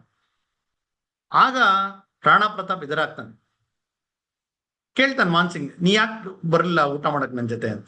ಆಗ ಇವನು ಕ್ಲೀನ್ ಆಗಿ ಹೇಳ್ತಾನೆ, ಯಾರು ತನ್ನ ತಂಗಿಯನ್ನ ಒಬ್ಬ ಪರಕೀಯನಿಗೆ ಹೋಗಿ ಕೊಟ್ಟಂತಹ ಒಬ್ಬ ಲಜ್ಜೆ ಇರತಕ್ಕಂತಹ, ಒಬ್ಬ ಮಾನ ಮರ್ಯಾದೆ ಇಲ್ದೇ ಇರತಕ್ಕಂತ ಇಂತಹ ವ್ಯಕ್ತಿ ಜೊತೆ ಪಕ್ಕದಲ್ಲಿ ನಾನು ಕೂತ್ಕೊಂಡು ಊಟ ಮಾಡಲ್ಲ. ಸ್ವಾಭಿಮಾನ ಅಂತ ಇದೆ, ಇಂಥವ್ರ ಜೊತೆ ಯಾರು ಕೂತ್ಕೊಳ್ತಾರ? ನೀನ್ ನನ್ನ ಸಂಬಂಧಕ್ಕೆ ಇರ್ಬೋದು, ಅತಿಥಿ ಇರ್ಬೋದು, ಅತಿಥಿ ಊಟ ಹಾಕ್ತಿವಿ, ಆದ್ರೆ ನಿನ್ ಪಕ್ಕ ನಾನು ಕೂತ್ಕೊಂಡು ಊಟ ಮಾಡಲ್ಲ ಅಂತ ಹೇಳಿ. ಕಡೆಗೆ ಅವನ್ ಮಾನ್ಸಿಂಗ್ ಸಿಟ್ಟು ಮಾಡ್ಕೊಂಡು ಅಲ್ಲಿಂದ ಹೊಟ್ಟೋಗ್ತಾನೆ. ಹೋದ್ಮೇಲೆ ಇವನ್ ಎಷ್ಟು ರಾಣಾ ಪ್ರತಾಪನಿಗೆ ಈ ಸ್ವಾಭಿಮಾನ ಅನ್ನೋದಿತ್ತು ಅಂತ ಹೇಳಿದ್ರೆ, ಆ ಮಾನ್ಸಿಂಗ್ ಬಂದು ಕೂತ್ಕೊಂಡಂತ ಜಾಗವನ್ನ ಗೋಮಯದಿಂದ ಸ್ವಚ್ಛಗೊಳಿಸ್ತಾನೆ. ಯಾಕೆಂದ್ರೆ ಇಂಥ ಒಬ್ಬ ದೇಶದ್ರೋಹಿ ಬಂದು ಇದ್ದಾನೆ, ಹಾಗಾಗಿ ಇದು ಒಂದು ಅಪವಿತ್ರ ಆಗ್ಬಿಟ್ಟಿದೆ ಅಂತ ಹೇಳಿ ಅದನ್ನೆಲ್ಲ ಸ್ವಚ್ಛ ಮಾಡಿಸ್ತಾನೆ. ಈ ರೀತಿಯ ಒಂದು ಸ್ವಧರ್ಮ ಸ್ವದೇಶ ನಿಷ್ಠೆ ಇದ್ದಂತಹ ವ್ಯಕ್ತಿ ಅವನು ಮಹಾರಾಣಾ ಪ್ರತಾಪ್. ಅಕ್ಬರ್ ಸದಾ ಚರ್ಚೆ ಇದೇ ಇರುತ್ತೆ, ಯಾಕೆಂದ್ರೆ ಎಲ್ಲವನ್ನೂ ಆಯ್ತು, ಇವನೊಬ್ಬ ಮಾತ್ರ ಸಿಗ್ತಾ ಇಲ್ಲ. ಒಂದ್ಸಲಿ ಹೀಗೆ ಮಾತಾಡ್ತಾ ಇರ್ಬೇಕಾದ್ರೆ ಅಕ್ಬರು ರಾಣಾ ಪ್ರತಾಪ ಸಂಧಿ ಮಾಡ್ಕೊಳಕ್ ಒಪ್ಕೊಂಬಿಟ್ಟ ಅಂತ ಹೀಗೆ ಮಾತು ಹೇಳ್ಬಿಡ್ತಾನೆ. ಮಾತಿನ ಮಧ್ಯದಲ್ಲಿ ಒಂದು ವಾಕ್ಯ. ಅವ್ರ ಮಧ್ಯೆ ಇದ್ದಂತ ಒಬ್ಬ ಸರ್ದಾರ ಪೃಥ್ವಿರಾಜ ಅಂತ ಹೇಳಿ, ಅವನು ರಜಪೂತ್ ಸರ್ದಾರ, ಬಟ್ ಅಕ್ಬರ್ನ ಜೊತೆ ಕೈ ಜೋಡಿಸಿರ್ತಾನೆ. ಅವನ್ಗೆ ತಡ್ಕೊಳಕ್ಕೆ ಆಗಲ್ಲ, ಜೋರಾಗಿ ಅದನ್ನ ಪ್ರತಿಭಟಿಸ್ಬಿಡ್ತಾನೆ ಅಕ್ಬರ್ಗೆ. ಬೇಕಾದ್ರೆ ಸೂರ್ಯ ಪೂರ್ವ ಹುಟ್ಟದ ಬದಲು ಪಶ್ಚಿಮದಲ್ಲಿ ಹುಟ್ಟಿದ್ರು ಹುಟ್ಟಬಿಡ್ಬೋದು, ಆದ್ರೆ ರಾಣಾ ಪ್ರತಾಪ್ ನಿಮಗೆ ಅವನು ಕಾಂಪ್ರಮೈಸ್ ಆಗಿದ್ದಾನೆ ಅಂತ ಹೇಳಿದ್ರೆ ನಾನು ನಂಬಕ್ಕೆ ಸಾಧ್ಯ ಇಲ್ಲ ಅಂತ ಜೋರಾಗಿ ಹೇಳ್ಬಿಡ್ತಾನೆ. ಅಷ್ಟು ಹಂಗೆ ರಾಣಾ ಪ್ರತಾಪ್ ಬಗ್ಗೆ ಅಭಿಮಾನ. ತಾನಂತೂ ಇಲ್ಲಿ ಒಬ್ಬ ಗುಲಾಮನಾಗ್ಬಿಟ್ಟಿದ್ದಾನೆ, ಗುಲಾಮಿ ಎಂಜಲಿನ ಒಂದು ಸ್ವೀಕಾರ ಮಾಡ್ಬಿಟ್ಟಿದ್ದಾನೆ. ಆ ರಾಣಾ ಪ್ರತಾಪ್ ಮೇಲೆ ಭರವಸೆ.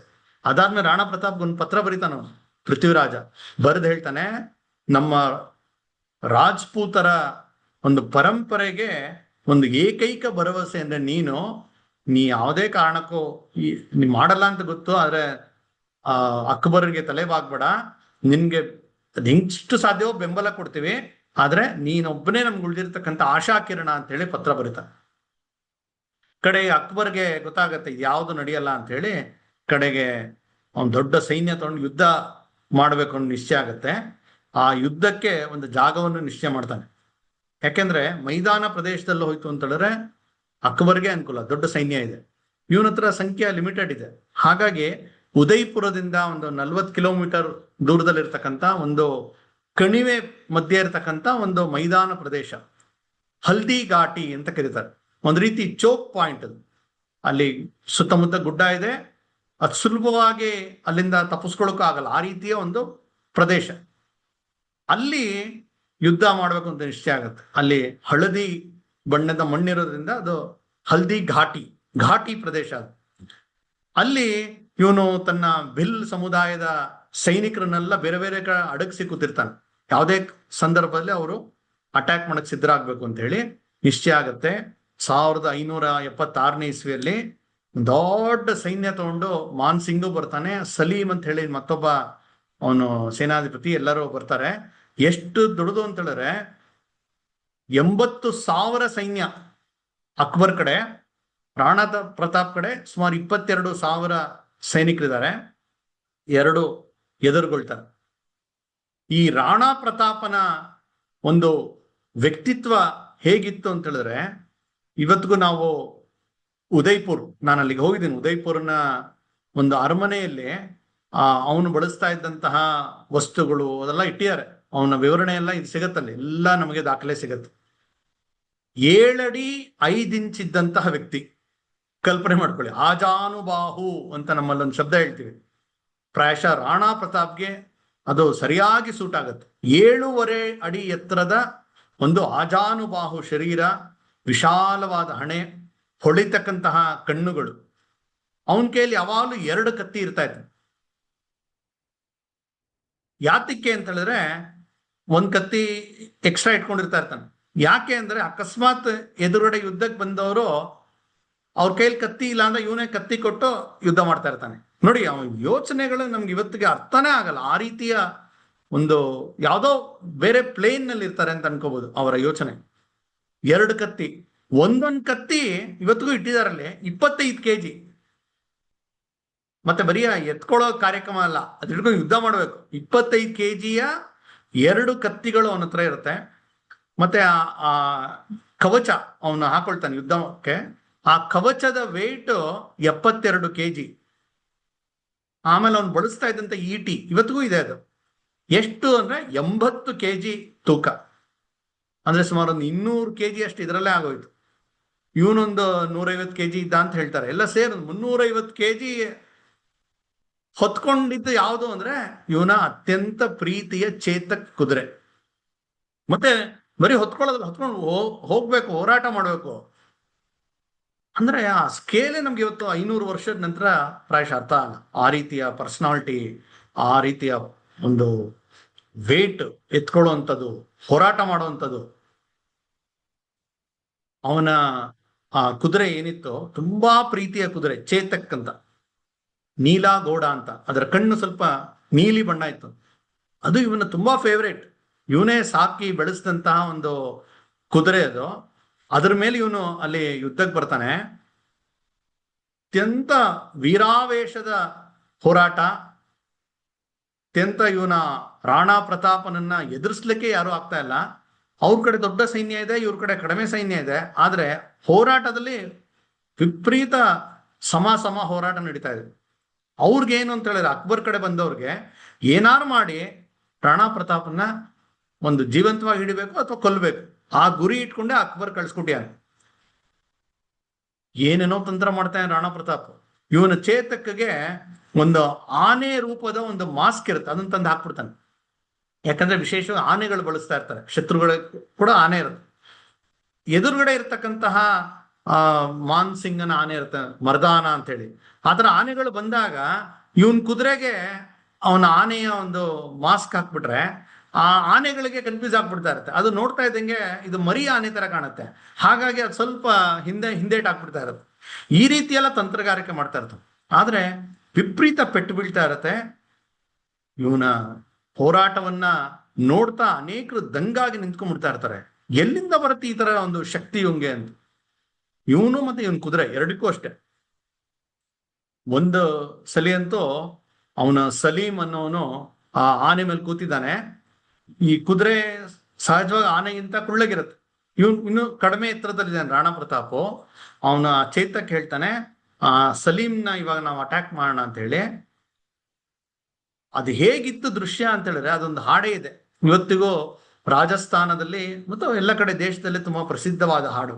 ಆ ಹಾಡಲ್ಲಿ ಹೇಳ್ತಾರೆ ಹೇಗಿತ್ತು ಅಂತ ಹೇಳಿದ್ರೆ, गूंजुटी है हल्दी घाटी घोड़ों के इन टापों से, बेलों के एक सेना लेकर राणा लड़ता मुगलों से, हाथी पर सलीम है घोड़ा पर राणा है, हाथों में भाला है, ईटी ಇದೆ, देखो हाथी के मस्तक पर चेतक चढ़ गया. ಅಂದ್ರೆ ನೋಡ್ತಾ ನೋಡ್ತಾ ಈ ಕುದುರೆ ಎಂತ ನೆಗೆತ ಮಾಡ್ತು ಅಂತಂದ್ರೆ, ಸೀದಾ ಆನೆಯ ಮೇಲೆ ಹೋಗಿ ನಿಂತ್ಕೊಂಡ್ಬಿಡ್ತಂತ. ಇವನು ಒಂದು ಒಳ್ಳೆ ಸರಿಯಾದಂತ ಒಂದು ಕತ್ತಿಯಿಂದ ಬೀಸ್ತಾನೆ. ಜಸ್ಟ್ ಅವನು ಸಲೀಂ ಮಿಸ್ ಆಗಿ ಜಂಪ್ ಮಾಡಿ ತಪ್ಪಿಸ್ಕೊಂಡ್ಬಿಡ್ತಾನೆ, ಏಟ್ ಬೀಳದೆ ತಪ್ಪಿಸ್ಕೊಂಡ್ಬಿಡ್ತಾನೆ. ಆದ್ರೆ ಇವ್ರು ಎಗ್ರದಾಗ ಆ ಆನೆಗೆ ಎಲ್ಲ ಅಲ್ಲಿ ಕತ್ತಿ ಈಟಿ ಎಲ್ಲ ಸಿಕ್ಸಿ ಶಸ್ತ್ರಾಸ್ತ್ರ ಎಲ್ಲ ತುಂಬಿಸಿಟ್ಕೊಂಡಿರ್ತಾರಲ್ಲ, ಅದು ಇವನ್ಗೆ ಮತ್ತೆ ಕುದುರೆಗೆ ತುಂಬಾ ಚುಚ್ಚಿಬಿಡುತ್ತೆ. ಮತ್ತೆ ಹೋರಾಟ ಮಾಡ್ತಾ ಹೋಗ್ತಾರೆ. ಆದ್ರೆ ತುಂಬಾ ಮೈಕೈಯೆಲ್ಲ ರಕ್ತ ಸಿಕ್ತ ಆಗ್ಬಿಟ್ಟಿದೆ, ಇನ್ ಯುದ್ಧನೇ ಮಾಡಕ್ಕಾಗಲ್ಲ ಅನ್ನೋ ಸ್ಥಿತಿಗೆ ಬಂದ್ಬಿಡ್ತಾನೆ. ಆಗ ಆ ಚೇತಕ್ ಕುದುರೆಗೆ ಏನನ್ಸುತ್ತೋ ಗೊತ್ತಿಲ್ಲ,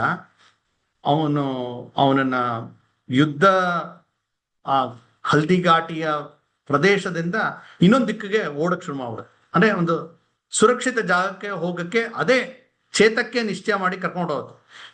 ಇವನ್ಗೇನು ಆಗ್ತಾನೆ ಇಲ್ಲ, ಅಷ್ಟು ಮೈಕೈ ಎಲ್ಲ ಗಾಯ ಆಗಿ ರಕ್ತ ಆಗ್ಬಿಟ್ಟಿದೆ, ಆಲ್ಮೋಸ್ಟ್ ಬಿದೋಯ್ದಾನೆ ಕುದುರೆ ಮೇಲೆ. ಈ ದೃಶ್ಯವನ್ನ ನೋಡಿದಂತಹ ಅಕ್ಬರ್ ಕಡೆ ಇದ್ದಂತಹ ರಾಣಾ ಪ್ರತಾಪನ ತಮ್ಮ ಶಕ್ತಿ ಸಿಂಹ, ಅವನ್ ಮನಸ್ಸು ತುಂಬಾ ಕರಗ್ ಬಿಡುತ್ತೆ, ಒಂಥರ ಹೃದಯ ವಿದ್ರಾವಕ. ಅಂದ್ರೆ ಆ ಕುದುರೆ ಇಷ್ಟಕ್ಕೆ ಸ್ವಾಮಿನಿಷ್ಠೆ ಇದೆ, ಆ ರಾಣಾ ಪ್ರತಾಪ್ ಜೊತೆ ಇಷ್ಟು ಹೋರಾಟ ಮಾಡ್ತಾ ಇದೆ, ನಾವು ಅವನ ವಿರುದ್ಧ ಇದೀವಲ್ಲ ಅಂತ ಹೇಳಿ ಅವನು ತಕ್ಷಣ ಕುದುರೆಯಲ್ಲಿ ಓಡ್ ಬರ್ತಾನೆ. ಎದುರು ಬಂದಾಗ ರಾಣಾ ಪ್ರತಾಪ್ ಕೇಳ್ತಾನೆ, ಏನು ಮತ್ತೆ ಬಂದೆ ಯುದ್ಧ ಮಾಡಕ್ಕೆ, ಬಾ ಅಂತ ಹೇಳಿ ಕರಿತಾನೆ.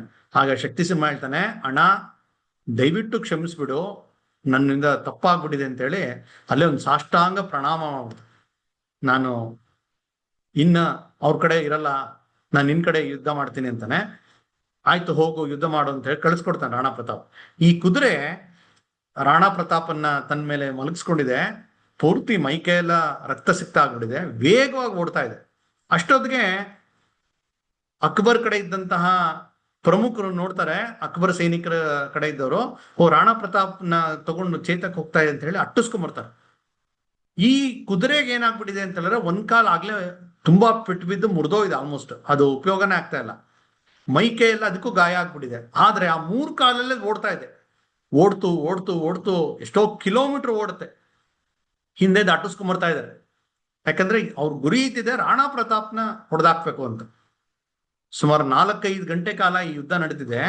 ಯಾವಾಗ ಇವರು ಓಡಕ್ಷ ಮಾಡೋರು ಹಿಂದಿಂದ ಅಟ್ಟಿಸ್ಕೊಂಡ್ಬರ್ತಾ ಇದಾರೆ, ಆ ಕುದುರೆ ಓಡ್ತಾ ಇದೆ, ಓಡಿ ಒಂದ್ ಕಡೆ ಬರುತ್ತೆ. ನೋಡಿದ್ರೆ ಅಲ್ಲಿ ಆ ಬೆಟ್ಟಗಳಾದ್ರಿಂದ ಅಲ್ಲೊಂದ್ ಕಡೆ ದೊಡ್ಡ ಕಣಿವೆ, ಕೆಳಗಡೆ ನದಿ ಹರಿತಾ ಇದೆ, ಸುಮಾರು ಒಂದು 22 ಅಡಿ ಅಂತರದ ಒಂದು ಕಣಿವೆ. ಆ ಕಡೆ ಬೆಟ್ಟ ಇದೆ, ಈ ಕಡೆ ಬೆಟ್ಟ ಇದೆ, ತುದಿಗೆ ಬಂದು ನಿಂತ್ಕೊಂಡಿದೆ. ಆ ಚೇತಕ್ ಅದರ ಮೈನಲ್ಲಿ ಯಾವ ರೀತಿಯ ಒಂದು ಶಕ್ತಿಯ ಆವಾಹನೆ ಆಯ್ತು ಗೊತ್ತಿಲ್ಲ, ಅದು ತನ್ನ ಸಂಪೂರ್ಣ ಶಕ್ತಿ ಹಾಕಿ ಒಂದ್ ದೊಡ್ಡ ನೆಗೆತ ಮಾಡುತ್ತೆ. ಆ 21-22 ಅಡಿ ಇರ್ತಕ್ಕಂತ ಆ ಕಣಿವೆಯನ್ನ ದಾಟೋದು ತುಂಬಾ ಕಷ್ಟ. ಆದ್ರೆ ಈ ಚೇತಕ್ ಹಾರತ್ತೆ. ಆ ಹಾರದಾಗ ಸೀದಾ ಆ ಕಡೆ ತಲುಪಿ ರಾಣಾ ಪ್ರತಾಪ್ ಅಲ್ಲಿ ಬೀಳ್ತಾನೆ, ಆ ಕುದುರೆನೂ ಅಲ್ಲಿ ಬೀಳತ್ತೆ, ಅದಕ್ಕೂ ತುಂಬಾ ಗಾಯ ಆಗಿರುತ್ತೆ. ಹಾಗಾಗಿ ಅದರ ಪ್ರಾಣ ಅಲ್ಲೇ ಹೊರಟೋಗುತ್ತೆ. ಇವನ್ನ ಅಟ್ಟಿಸ್ಕೊಂಬಂದಂತವ್ರು ಆ ಕಡೆ ಇನ್ನೊಂದು ತುದಿಯಲ್ಲಿ ಇರ್ತಾರೆ, ಅವ್ರು ನೋಡಿ ನಿರಾಶರಾಗಿ ವಾಪಸ್ ಹೋಗ್ತಾರೆ. ಆ ಚೇತಕ್ ಸತ್ತದನ್ನ ನೋಡಿ ರಾಣಾ ಪ್ರತಾಪ್ ಗಳಗಳಗಳನ್ನೇ ಹತ್ಬಿಡ್ತಾನೆ. ಎಂತ ಅಂದ್ರೆ ಮೂಕ ಪ್ರಾಣಿ ತನ್ನ ಸ್ವಾಮಿಗಾಗಿ ಎಷ್ಟೆಲ್ಲ ಮಾಡಿದೆ, ಇದು ಯಾವುದೋ ಕಾಲ್ಪನಿಕ ಕಥೆ ಅಲ್ಲ, ಇದು ರಾಣಾ ಪ್ರತಾಪನ ಜೊತೆಗಿದ್ದು ಆ ಸಂಸ್ಕಾರ ಅದಕ್ಕೂ ಸಿಕ್ಬಿಟ್ಟಿದೆ. ಕಡೆಗೆ ರಾಣಾ ಪ್ರತಾಪನೇ ಅದರ ಅಂತ್ಯ ಸಂಸ್ಕಾರವನ್ನ ಕೂಡ ಮಾಡ್ತಾನೆ. ಮಾಡಿ ಅಲ್ಲೊಂದು ಒಂದು ಸ್ಮಾರಕವನ್ನ ಕಟ್ಟಿಸ್ತಾನೆ ತನ್ನ ಕುದುರೆಗಾಗಿ. ಪ್ರಾಯಶಃ ಇನ್ನೆಲ್ಲೂ ಆತರ ಇರಲ್ಲ, ತನ್ನ ಕುದುರೆಗಾಗಿ ಚೇತಕ್ಗಾಗಿ ಒಂದು ಸ್ಮಾರಕವನ್ನು ಕಟ್ಟಿಸ್ತಾರೆ. ಇವತ್ತಿಗೂ ಜನ ಅಲ್ಲಿಗೆ ಹೋಗ್ತಾರೆ, ತೀರ್ಥಕ್ಷೇತ್ರ ತರ ಆಗ್ಬಿಟ್ಟಿದೆ ಅದು. ಎಂತ ಒಂದು ನಿಸ್ವಾರ್ಥವಾದಂತಹ ಸ್ವಾಮಿ ಭಕ್ತಿ, ಸ್ವಾಮಿ ನಿಷ್ಠೆ, ಇದನ್ನ ನಾವು ಚೇತಕ್ನಲ್ಲಿ ನೋಡ್ತೀವಿ. ಅದೇ ತರ ಇವನ ಹತ್ರ ಒಂದು ಆನೆ ಕೂಡ ಇರುತ್ತೆ, ರಾಮ್ ಪ್ರಸಾದ್ ಅಂತ. ಇವ್ರಿಗೆ ಅಕ್ಬರ್ಗೆ ಅದ್ರ ಮೇಲೆ ಕಣ್ಣಿರುತ್ತೆ. ಆ ಆನೆನ್ ತಂದ್ಬಿಡಿ ಅಂತ ಹೇಳಿರ್ತಾನೆ. ಆ ಆನೆ ಕೂಡ ನೂರಾರು ಸೈನಿಕರನ್ನ, ಆನೆಗಳನ್ನ ಅದು ಧ್ವಂಸ ಮಾಡಿರುತ್ತೆ. ಹೈಲಿ ಟ್ರೈನ್ಡ್ ಆನೆ ಅದು. ರಾಣಾ ಪ್ರತಾಪನ ಆ ರಾಮ್ ಪ್ರಸಾದ್ ಅಂತಕ್ಕಂಥ ಆನೆ ಇಷ್ಟು ಟ್ರೈನಿಂಗ್ ಮಾಡಿದ್ದಾರೆ, ಎಷ್ಟೊಂದ್ ಜನನ್ನ ತುಳಿದು ಜಜ್ಜಿ ಮಾಡ್ಬಿಟ್ಟಿರುತ್ತೆ. ಅದನ್ನ ಒಂದು 8-10 ಆನೆಗಳನ್ನು ತಂದು ಸುತ್ತುವರೆದು ಇವರು ಅದನ್ನ ಬಂಧನ ಮಾಡ್ತಾರೆ. ಬಂಧನ ಮಾಡಿ ಅಕ್ಬರ್ನ ಒಂದು ಊರಿಗೆ ತಗೊಂಡು ಹೋಗ್ತಾರೆ. ತಗೊಂಬಂದು ಹೇಳ್ತಾರೆ, ಈ ತರ ನೀವು ಕೇಳ್ತಾ ಇದ್ದಂತಹ ರಾಣಾ ಪ್ರತಾಪ್ನ ಹಿಡಿಯಕ್ಕಾಗ್ಲಿಲ್ಲ, ಚೇತಕ್ನ ಹಿಡಿಯಕ್ಕಾಗ್ಲಿಲ್ಲ, ಆ ರಾಮ್ ಪ್ರಸಾದ್ ಆನೆ ಅಂತಂದೇವಿ ಅಂತ. ಆನೆ ತುಂಬಾ ಫೇಮಸ್ ಇರುತ್ತೆ ಆಗ, ಅನೇಕ ಯುದ್ಧಗಳಲ್ಲಿ ಅದೇ ನಿರ್ಣಾಯಕ ಪಾತ್ರ ವಹಿಸಿರುತ್ತೆ. ಆಗ ಅಕ್ಬರ್ ಹೇಳ್ತಾನೆ, ಸರಿ ಅದಕ್ಕೆ ಚೆನ್ನಾಗಿ ಇದೆಲ್ಲ ಕೊಡಿ, ಶುಶ್ರೂಷೆ ಕೊಡಿ, ಒಳ್ಳೆ ಆಹಾರ ಕೊಡಿ ಅಂತ ಹೇಳಿ ಅದನ್ನ ತಂದು ಅದು ಒಳ್ಳೆ ವಶಕ್ಕೆ ಹಾಕ್ತಾರೆ ಆನೆನ. ಅದಕ್ಕೆಲ್ಲ ಶುಶ್ರೂಷೆ ಕೊಡಕ್ ಹೋಗ್ತಾರೆ. ಅದಕ್ಕೆ ತಿನ್ನಕ್ ಒಳ್ಳೆ ಕಬ್ಬು, ಬೆಲ್ಲ, ಹಣ್ಣುಗಳು ಎಲ್ಲ ಕೊಡಿ, ಚೆನ್ನಾಗಿ ನೋಡ್ಕೋಬೇಕಂದ್ರೆ ಅಂತ ಆಜ್ಞೆ ಮಾಡ್ತಾರೆ. ಮಾರನೇ ದಿವಸ ಬಂದು ಸೈನಿಕರು ಹೇಳ್ತಾರೆ, ನೀವೇನೋ ಹೇಳಿದ್ರ, ಆದ್ರೆ ಆ ಆನೆ ಏನ್ ತಂದಿಟ್ರು ಅದು ಒಂದು ಮುಟ್ತಾ ಇಲ್ಲ, ಏನನ್ನು ತಿಂತಾ ಇಲ್ಲ, ಬೆಲ್ಲ ತಿಂತಾ ಇಲ್ಲ, ಕಬ್ಬು ತಿಂತಾ ಇಲ್ಲ, ಹಣ್ಣು ತಿಂತಾ ಇಲ್ಲ, ನೀರನ್ನು ಕುಡಿತಾ ಇಲ್ಲ ಅಂತ. ಆಯ್ತು, ಪ್ರಯತ್ನ ಮಾಡಿ ಅಂತ ಹೇಳ್ತಾನೆ. ಅಷ್ಟೇ ಅಲ್ಲ, ಎಂತ ಮತಾಂಧ ಅಂತ ಹೇಳಿದ್ರೆ ಅಕ್ಬರ್ ಆ ನಾಯಿಯ ಆನೆಯ ಹೆಸರನ್ನ ಬದಲು ಮಾಡ್ತಾನೆ.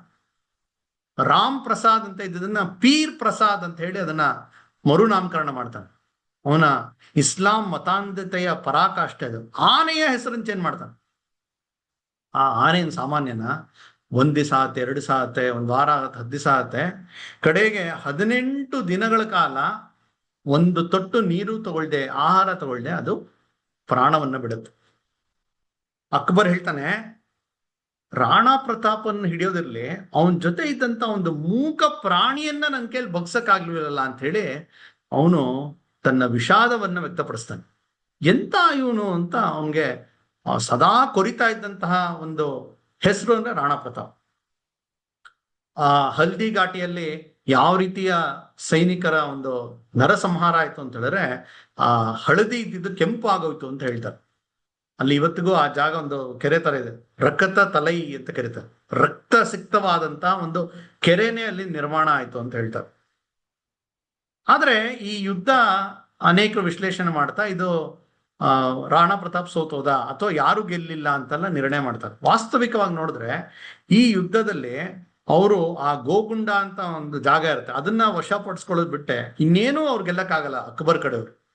ಹಂಗ್ ನೋಡೋಕ್ರೆ ಅಕ್ಬರ್ ಇಟ್ಟಿದ್ದಂತ ಟಾರ್ಗೆಟ್, ಈಗ ಯುದ್ಧ ನಡೀತಾ ಇದೆಯಲ್ಲ, ಯುದ್ಧದ ಅಬ್ಜೆಕ್ಟಿವ್ ಏನು ಅಂತ ಹೇಳ್ತಾರೆ. ಹಂಗೆ ಈ ಹಲ್ದಿ ಘಾಟಿ ಯುದ್ಧದ ಅಬ್ಜೆಕ್ಟಿವ್ ಇದ್ದದಂದ್ರೆ ರಾಣಾ ಪ್ರತಾಪನ್ನ ಕೊಲ್ಲಬೇಕು, ಅವನನ್ನ ತರಬೇಕು ಅಂತ. ಅದು ಆಗ್ಲೇ ಇಲ್ಲ. ಹಂಗ್ ನೋಡೋಕಾದ್ರೆ ಇದು ಇವ್ರಿಗೆ ಗೆಲುವು. ಮಾನಸಿಂಗ್ ಬಗ್ಗೆ ತುಂಬಾ ಸಿಟ್ಟು ಬೇರೆ ಬರುತ್ತೆ ಅಕ್ಬರ್ಗೆ, ಏನು ಮಾಡಕ್ಕಾಗಿಲ್ಲ ಅಂತ. ಅಷ್ಟೇ ಅಲ್ಲ, ರಾಣಾ ಪ್ರತಾಪ್ಗೆ ದೊಡ್ಡ ಭರವಸೆ ಬರುತ್ತೆ. ಯಾಕೆಂದ್ರೆ ದೊಡ್ಡ ಯುದ್ಧದಲ್ಲಿ ಟೆಸ್ಟ್ ಆಯ್ತು ಅವನ ಸೈನಿಕರು, ಅವರ ಶಸ್ತ್ರಗಳು, ಅದರ ಸಾಮರ್ಥ್ಯ. ಹಾಗಾಗಿ ಮುಂದಿನ ಅವನ ಹೋರಾಟಕ್ಕೆ ಇದು ತುಂಬಾ ಉಪಯೋಗ ಆಗುತ್ತೆ. ಇದಾದ್ಮೇಲೆ ಒಂದು ಸ್ವಲ್ಪ ಸಮಯ ಆದ್ಮೇಲೆ ಮತ್ತೆ ದೊಡ್ಡ ಸೈನ್ಯ ತಗೊಂಡು ಅಕ್ಬರೇ ಬರ್ತಾನೆ 1576ನೇ ಇಸ್ವಿಯಲ್ಲಿ. ಬಂದು 8 ತಿಂಗಳು ಬಿಡಾರ ಹುಡ್ತಾನೆ. ಆದ್ರೆ ರಾಣಾ ಪ್ರತಾಪ್ನ ಹಿಡಿಯಕ್ಕಾಗ, ಅವನ್ ಎಲ್ಲಿ ಹೋಗ್ತಾನೆ ಅಂತ ಗೊತ್ತಾಗಲ್ಲ, ಹೆಂಗ್ ಸೈನ್ಯ ಕಟ್ತಾನೆ, ಎಲ್ಲಿಂದ ಅಟ್ಯಾಕ್ ಮಾಡ್ತಾನೆ ಅದನ್ನ ಗೊತ್ತೇ ಆಗಲ್ಲ. ಮತ್ತೊಂದು ದೊಡ್ಡ ಅಲ್ಲಿ ಚಾವಂದ್ ಅನ್ನುವ ಜಾಗವನ್ನ ತಾತ್ಕಾಲಿಕ ರಾಜಧಾನಿ ಮಾಡ್ಕೊಳ್ತಾನೆ. ಮತ್ತೊಂದು ಯುದ್ಧ ನಡೆಯುತ್ತೆ, ದಿವೇರ್ ಯುದ್ಧ ಅಂತ ಹೇಳಿ. ಅದು ಒಂದು ನಿರ್ಣಾಯಕವಾದಂತ ಯುದ್ಧ. ಈ ಅಕ್ಬರ್ ಬೇರೆ ಬೇರೆ ಸಮಯದಲ್ಲಿ ಬಂದಾಗ ಏನೇನು ಕೋಟೆಗಳು ತಗೊಂಡಿದ್ನೋ ಆ ಕೋಟೆಗಳ ಪೈಕಿ 39 ಕೋಟೆ ಪೈಕಿ 36 ವಾಪಸ್ ರಾಣಾ ಪ್ರತಾಪ್ ಪಡಿತಾನೆ. ಆ 3 ಮಾತ್ರ ಉಳಿಯತ್ತೆ. ಹಾಗಾಗಿ ಈ ಒಟ್ಟು ಯುದ್ಧದಲ್ಲಿ ರಾಣಾ ಪ್ರತಾಪ್ದೇ ಗೆಲುವಾಯ್ತು. ಯಾಕೆಂದ್ರೆ ಅವನು ಉಳ್ದಿದ್ದು 3. ಈ ಸಮಯದಲ್ಲಿ ಅವನು ಸುಮಾರು ವರ್ಷಗಳ ಕಾಲ ಅವನು ಕಾಡಿನಲ್ಲೇ ಇರ್ಬೇಕಾದ್ರೆ ತುಂಬಾ ಆರ್ಥಿಕ ಒಂದು ಚಾಲೆಂಜ್ ಬರ್ತಾರೆ, ಆರ್ಥಿಕ ಕೊರತೆ. ಯಾಕಂದ್ರೆ ಹಿಂಗೆ ಸಂಭಾಳಿಸೋದು ಸೈನಿಕರ ಸಂಬಳ ಇತ್ಯಾದಿಗಳಲ್ಲಿ. ಆಗ ಒಂದ್ಸಲಿ ಸಡನ್ ಒಬ್ಬ ಕುದುರೆ ಮೇಲೆ ಬರ್ತಾನೆ, ಒಬ್ಬ ಯಾರೋ ದೂತ ರಾಣಾ ಪ್ರತಾಪ್ನ ಎದುರುಗೊಳ್ತಾನೆ. ರಾಣಾ ಪ್ರತಾಪ್ ಯಾರಿದು ಅಂತ ತಕ್ಷಣ ಗೊತ್ತಾಗಲ್ಲ. ಆಮೇಲೆ ಅವನು ಇಳಿದು ಇವನಿಗೆ ನಮಸ್ಕಾರ ಮಾಡ್ತಾನೆ. ಒಬ್ಬ ಹಿರಿಯ ಮುತ್ಸದ್ದಿ, ಯಾರು ನೀವು ಅಂತ ಕೇಳಿದಾಗ ಹೇಳ್ತಾನೆ, ನಾನು ಭಾಮಾಶಹ ಅಂತ. ಯಾರು ನೀವು ಅಂತ ಹೇಳಿದಾಗ ಭಾಮಾಶಹ ಹೇಳ್ತಾನೆ, ನಾನು ಅಕ್ಬರ್ ಕಡೆ ಇರ್ತಾನೆ, ಆದ್ರೆ ಮುಂಚೆ ರಾಣಾ ಪ್ರತಾಪನ ಪೂರ್ವಜರಿಂದ ತುಂಬಾ ಸಹಾಯ ಪಡೆದೀನಿ ನಾನು, ಹಾಗಾಗಿ ನಿಮ್ಗೆ ಯಾವ್ದೋ ರೀತಿ ಉಪಕಾರ ಮಾಡ್ಬೇಕು ಅಂತ ಬಂದೀನಿ ಅಂತ ಹೇಳಿ ತುಂಬಾ ದೊಡ್ಡ ಪ್ರಮಾಣದ ಸಂಪತ್ತನ್ನ ರಾಣಾ ಪ್ರತಾಪನ ಪಾದಕ್ಕಿಟ್ಟು ನಮಸ್ಕಾರ ಮಾಡ್ತಾರೆ. ಎಷ್ಟು ಸಂಪತ್ತಿತ್ತು ಅಂತ ಹೇಳಿದ್ರೆ ಸುಮಾರು ಒಂದು 25,000 ಜನ ಸೈನಿಕರನ್ನ ಸುಮಾರು 10-12 ವರ್ಷ ಸಾಕಬಹುದು, ಅಷ್ಟು ಬೇಕಾದಂತ ಸಂಪತ್ತು ಸಿಗುತ್ತೆ. ನೋಡಿ, ಇವನು ಒಳ್ಳೆತನಕ್ಕೆ, ಪ್ರಾಮಾಣಿಕತನಕ್ಕೆ ಯಾವ ರೀತಿಯ ಭಾಮಾಶಃ ಮೂಲಕ ಒಂದು ಸಿಕ್ತು ಅಂತ ಹೇಳಿದ್ರೆ ಸಹಕಾರ, ಇವನು ತನ್ನ ಮುಂದುವರಿಸ್ತಾನೆ. ಅನೇಕ ದೇವಸ್ಥಾನವನ್ನು ಕಟ್ಟಿಸ್ತಾನೆ, ಒಂದು ಚಾಮುಂಡಿ ದೇವಸ್ಥಾನವನ್ನು ಕಟ್ಟಿಸ್ತಾನೆ, ಅನೇಕ ಕೋಟೆಗಳು ಎಲ್ಲ ಕಟ್ಟಿಸ್ತಾ ಆಗಿನ ಪ್ರದೇಶದಲ್ಲಿ ಅವಕಾಶ ಇದ್ದಂತ ಅನೇಕ ಕಲೆ ಸಂಸ್ಕೃತಿಯ ವಿಕಾಸಕ್ಕೆ ಪ್ರಯತ್ನ ಮಾಡ್ತಾನೆ. ಚಾವಂದಿ ಅಂತ ಜಾಗ ಇದೆಯಲ್ಲ, ಆ ಚಾವಂದ್ ಸ್ಕೂಲ್ ಆಫ್ ಆರ್ಟ್ಸ್ ಅಂತಾನೆ ಕರೀತಾರೆ, ರಾಜಸ್ಥಾನಿ ಪೇಂಟಿಂಗ್ ಅಂತ. ಅದು ರಾಣಾ ಪ್ರತಾಪನ ಕಾಲದಲ್ಲೇ ವಿಕಾಸ ಆಗಿದ್ದು. ಹೀಗೆ 1597ನೇ ಇಸ್ವಿಯಲ್ಲಿ ಅವನು ಸಾಯ್ತಾನೆ. ಆ ಚಿತ್ತೋಡ್ ಅನ್ನುವ ಒಂದೇ ಒಂದು ಪ್ರದೇಶ ಬಿಟ್ಟು ಬಹುತೇಕ ಎಲ್ಲವೂ ಅವನು ವಾಪಸ್ ಗೆದ್ದಿರ್ತಾನೆ. ಆದ್ರೆ ಹೋರಾಟ ಮುಗ್ದಿರಲ್ಲ. ಆದ್ರೆ ಅವನ ಅಂತ್ಯ ಬಂದಿರುತ್ತೆ. ತನ್ನ ಮಗ ಅಮರ್ ಸಿಂಗ್ ಅವನ್ಗೆ ಪಟ್ಟಾಭಿಷೇಕ ಮಾಡಿ ಕಡೆಗಾಲದಲ್ಲಿ ಅವನ್ಗೆ ಹ್ಯಾಂಡ್ ಓವರ್ ಮಾಡ್ತಾನೆ. ಹ್ಯಾಂಡ್ ಓವರ್ ಮಾಡ್ಬೇಕಾದ್ರೆ ಪ್ರತಿಜ್ಞೆ ತಗೊಳ್ತಾನೆ. ಏನಂದ್ರೆ, ರಾಣಾ ಪ್ರತಾಪ್ ನಡ್ಕೊಂಡಂತ ರೀತಿ ಸ್ವಾಭಿಮಾನದಿಂದ, ಸ್ವದೇಶ ನಿಷ್ಠೆಯಿಂದ ಹೋರಾಟವನ್ನು ಮುಂದುವರಿಸಬೇಕು ಅಂತ ತನ್ನ ಮಗನಿಗೆ ಅವನು ಪ್ರತಿಜ್ಞೆ ಮಾಡಿ ಅವನು ಪ್ರಾಣವನ್ನು ಬಿಡ್ತಾನೆ. ಅಂದ್ರೆ ಸುಮಾರು ಒಂದು 13 ವರ್ಷ ಹೋರಾಟ, ಅದಾದ್ಮೇಲೆ 11 ವರ್ಷ ಅವನು ಒಳ್ಳೆ ಆಡಳಿತವನ್ನು ಮಾಡ್ತಾನೆ. ಅವನ ಮಗ ಹೇಗಿದ್ದ ರಾಣಾ ಪ್ರತಾಪ್ ಅಂದ್ರೆ, ಅವನ ಮಗ ಒಂದ್ಸಲಿ ಅಮರ್ ಸಿಂಹ ಒಂದ್ ಕಡೆ ಹೋಗಿ ಅಕ್ಬರ್ನ ಭಾಗವಾದಂತ ಒಂದು ಕೋಟೆಯನ್ನು ಗೆದ್ಕೊಂಡ್ಬರ್ತಾನೆ. ಅಬ್ದುಲ್ ಕರೀಂ ಅನ್ನುವ ಒಬ್ಬ ವ್ಯಕ್ತಿಯನ್ನ ಸೋಲಿಸಿ ಗೆದ್ಕೊಂಡ್ಬರ್ತಾನೆ. ಗೆದ್ಕೊಂಡ್ಬರ್ಬೇಕಾದ್ರೆ ಅವನ ಅಂತಃಪುರದಲ್ಲಿದ್ದಂತ ಹೆಣ್ಮಕ್ಳನ್ನ ಕೂಡ ತೊಗೊಂಬಂದ್ಬಿಡ್ತಾನೆ. ಯಾಕಂದ್ರೆ ಇವನು ಗೆದ್ದೆ ತಾನೆ ಅಂತ ತೊಗೊಂಬಂದ್ಬಿಡ್ತಾನೆ. ರಾಣಾ ಪ್ರತಾಪ್ಗೆ ಗೊತ್ತಾಗತ್ತೆ. ಅವನ ಮಗಂಗೆ ಹೇಳ್ತಾನೆ, ಹಂಗ್ ಮಾಡಬಾರ್ದು, ನಮ್ಮ ಸಂಸ್ಕೃತಿ ಅಲ್ಲ ಅದು ಅಂತ ಹೇಳಿ ಅವರಷ್ಟೂ ಹೆಣ್ಮಕ್ಳನ್ನ ಸುರಕ್ಷಿತವಾಗಿ ವಾಪಸ್ ಕಳಿಸ್ಕೊಡ್ತಾನೆ. ಆ ಅಬ್ದುಲ್ ಕರೀಂ ಆಮೇಲೆ ಪತ್ರ ಬರೀತಾನೆ, ನಿನ್ನ ಒಂದು ದೃಷ್ಟಿಕೋನ ನನ್ನನ್ನ ಆಶ್ಚರ್ಯಚಕಿತ ಮಾಡ್ಬಿಟ್ಟಿದೆ ಅಂತ. ಮುಂದೆ ಶಿವಾಜಿ ಕಾಲದಲ್ಲೂ ಇದೇ ರೀತಿಯ ಒಂದು ಘಟನೆ ನಡೆಯುತ್ತೆ. ಸರಳತೆಯ ಒಂದು ಪರಾಕಾಷ್ಠೆ, ಅತ್ಯಂತ ಸರಳ, ಸಾಮಾನ್ಯಾತಿ ಸಾಮಾನ್ಯ ವ್ಯಕ್ತಿ ಜೊತೆ ಅವನು ಕಾಡು ಮೇಡುಗಳಲ್ಲಿ ಏನ್ ಸಿಗುತ್ತೋ ತಿನ್ಕೊಂಡು ತನ್ನ ಒಂದು ಬದುಕನ್ನ ಮಾಡ್ತಾನೆ. ಆ ಭಿಲ್ ಸಮುದಾಯ ಅಂತ ಏನಿದೆ, ಅವರು ಕಾಡಿನಲ್ಲಿ ವಾಸ ಮಾಡುವಂತಾರ. ಆದ್ರೆ ಅವ್ರನ್ನ ಜೊತೆಗೆ ಜೋಡಿಸ್ಕೊಂಡು ಇವರ ಒಂದು ರಾಜ ಚಿಹ್ನೆ ಇರುತ್ತಲ್ಲ, ಎಂಬ್ಲೆಮ್, ಅದರಲ್ಲಿ ಅವ್ರದ್ದು ಒಂದು ಸೇರ್ಪಡೆ ಮಾಡ್ತಾನೆ. ಅಂದ್ರೆ ಇಬ್ರು ಸೈನಿಕರು ಇರ್ತಾರೆ ಅವನ ಎಂಬ್ಲೆಮ್ ನಲ್ಲಿ. ಒಬ್ಬ ರಾಜ್ಪೂತ್ ಸೈನಿಕ ಆದ್ರೆ ಮತ್ತೊಬ್ಬ ಭಿಲ್ ಸಮುದಾಯದ ಸೈನಿಕ. ಅಂದ್ರೆ ನೀವು ನಮ್ದೇ ಭಾಗ ಅನ್ನುವ ಒಂದು ಪ್ರಯತ್ನ ಮಾಡ್ತಾನೆ. ಅಂದ್ರೆ ಭೌಗೋಳಿಕವಾಗಿ ನಾವು ನೋಡಿದ್ರೆ ವ್ಯಾಪ್ತಿ ಚಿಕ್ಕದಿರ್ಬೋದು, ಆದ್ರೆ ಅವನ ಪ್ರಭಾವ ಇಷ್ಟು 500 ವರ್ಷ ಆದ್ರೂ ಕೂಡ ಇಷ್ಟಿದೆ. ಕಾರಣ ಯಾಕೆ ಅಂತ ಹೇಳಿದ್ರೆ ಅವನು ಬದುಕದಂತ ರೀತಿ. ಅಕ್ಬರ್ ಸಾಮ್ರಾಜ್ಯ ದೊಡ್ಡದಿತ್ತು. ಒಂದ್ಸಲಿ ಅಕ್ಬರ್ಗೆ ಮಾತಾಡ್ತಾ ಯಾರೋ ಬಾದ್ಶಾಹ ಅಕ್ಬರ್ ಅಂತ ಸಂಬೋಧನೆ ಮಾಡ್ತಾರೆ. ಅಕ್ಬರ್ ತಕ್ಷಣ ಬೈದ್ಬಿಡ್ತಾನೆ, ನನ್ ಬಾದ್ಶಾ ಅಂತ ಕರಿಬೇಡಿ ಅಂತ. ಯಾಕೆಂದ್ರೆ ಯಾವಾಗ ತನಕ ರಾಣಾ ಪ್ರತಾಪ್ ನನ್ಗೆ ಆ ಭೂ ಪ್ರದೇಶ ನಂಗೆ ಸಿಗಲ್ಲ, ಅಲ್ಲಿ ತನಕ ನನ್ಗೆ ಇನ್ಕಂಪ್ಲೀಟ್. ಇಷ್ಟು ದೊಡ್ಡ ಸಾಮ್ರಾಜ್ಯ ಆಗಿರ್ಬೋದು, ಆದ್ರೆ ರಾಣಾ ಪ್ರತಾಪ್ನ ನಾನು ಗೆಲ್ಲಕ್ಕಾಗಿಲ್ಲ ಅನ್ನೋದು ಅವನಿಗೆ ಕೊರಗು ಸದಾ ಇರುತ್ತೆ. ರಾಣಾ ಪ್ರತಾಪ್ ಸತ್ತಾಗ ಸುದ್ದಿ ಬಂದಾಗ ಅಕ್ಬರ್ ಅದನ್ನ ಸೆಲೆಬ್ರೇಟ್ ಮಾಡಲ್ಲ. ಯಾಕಂದ್ರೆ ಶತ್ರು ಸತ್ತ, ಎಂತ ವಿಚಿತ್ರ ವ್ಯಕ್ತಿತ್ವ ಇದು ಅಂತ ಅವನಿಗೆ ಸದಾ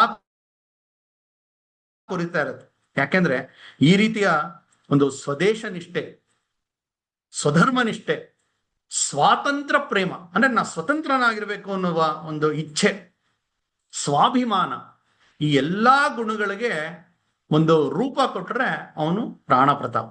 ಹಾಗಾಗಿ ನೋಡಿ, ಅಲ್ಲಿಂದ ಮುಂದೆ ನಡೆದಂತ ಈ ಪರಕೀಯರ ವಿರುದ್ಧ ಹೋರಾಟಕ್ಕೆಲ್ಲ ಇವನು ಒಂದು ಪ್ರೇರಣಾ ಸ್ರೋತನಾಗ್ತಾನೆ. ಇಡೀ ದೇಶ ಮೊಘಲರ ಭಾಗ ಆಗ್ಬಿಟ್ಟಿರುತ್ತೆ. ದಕ್ಷಿಣ ಭಾರತದಲ್ಲೂ ವಿಜಯನಗರ ಸಾಮ್ರಾಜ್ಯ ಸೋತೋಗಿರುತ್ತೆ. ಬಹಮನಿ ಸುಲ್ತಾನರು ವಶಪಡಿಸಿರ್ತಾರೆ. ಉತ್ತರದೆಲ್ಲ ಮೊಘಲರು. ಎಲ್ಲಾ ಕಡೆ ಒಂದು ಇಸ್ಲಾಮಿನ ಪಾದಾಕ್ರಾಂತ ಆಗಿದೆ. ಆದ್ರೆ ಇಂದು ಪುಟ್ಟ ಪ್ರದೇಶ ಮಾತ್ರ ನಮ್ಮ ಧರ್ಮ, ನಮ್ಮ ಸಂಸ್ಕೃತಿ ಉಳಿಸಕ್ಕೋಸ್ಕರ ಕಡೆ ತನಕ ಅವಿರತ ಹೋರಾಟ ಮಾಡದಂತಹ ಈ ಮಹಾ ರಾಣಾ ಪ್ರತಾಪ್. ಈಗ ನಾವೇ ಯೋಚನೆ ಮಾಡೋಣ, ಅಕ್ಬರ್ ದಿ ಗ್ರೇಟ ಅಥವಾ ರಾಣಾ ಪ್ರತಾಪ್ ದಿ ಗ್ರೇಟ, ಅಥವಾ ಅಕ್ಬರ್ನ ಗ್ರೇಟ್ ಅಂತ ನೀವು ಕರೀಲೇಬೇಕು ಅಂದ್ರೆ ರಾಣಾ ಪ್ರತಾಪ್ ಸೂಪರ್ಲೇಟಿವ್ ಡಿಗ್ರಿನಲ್ಲಿ ಹೇಳುವಾಗ ಗ್ರೇಟೆಸ್ಟ್ ಅಂತ ಹೇಳಬೇಕು. ನಮಸ್ಕಾರ.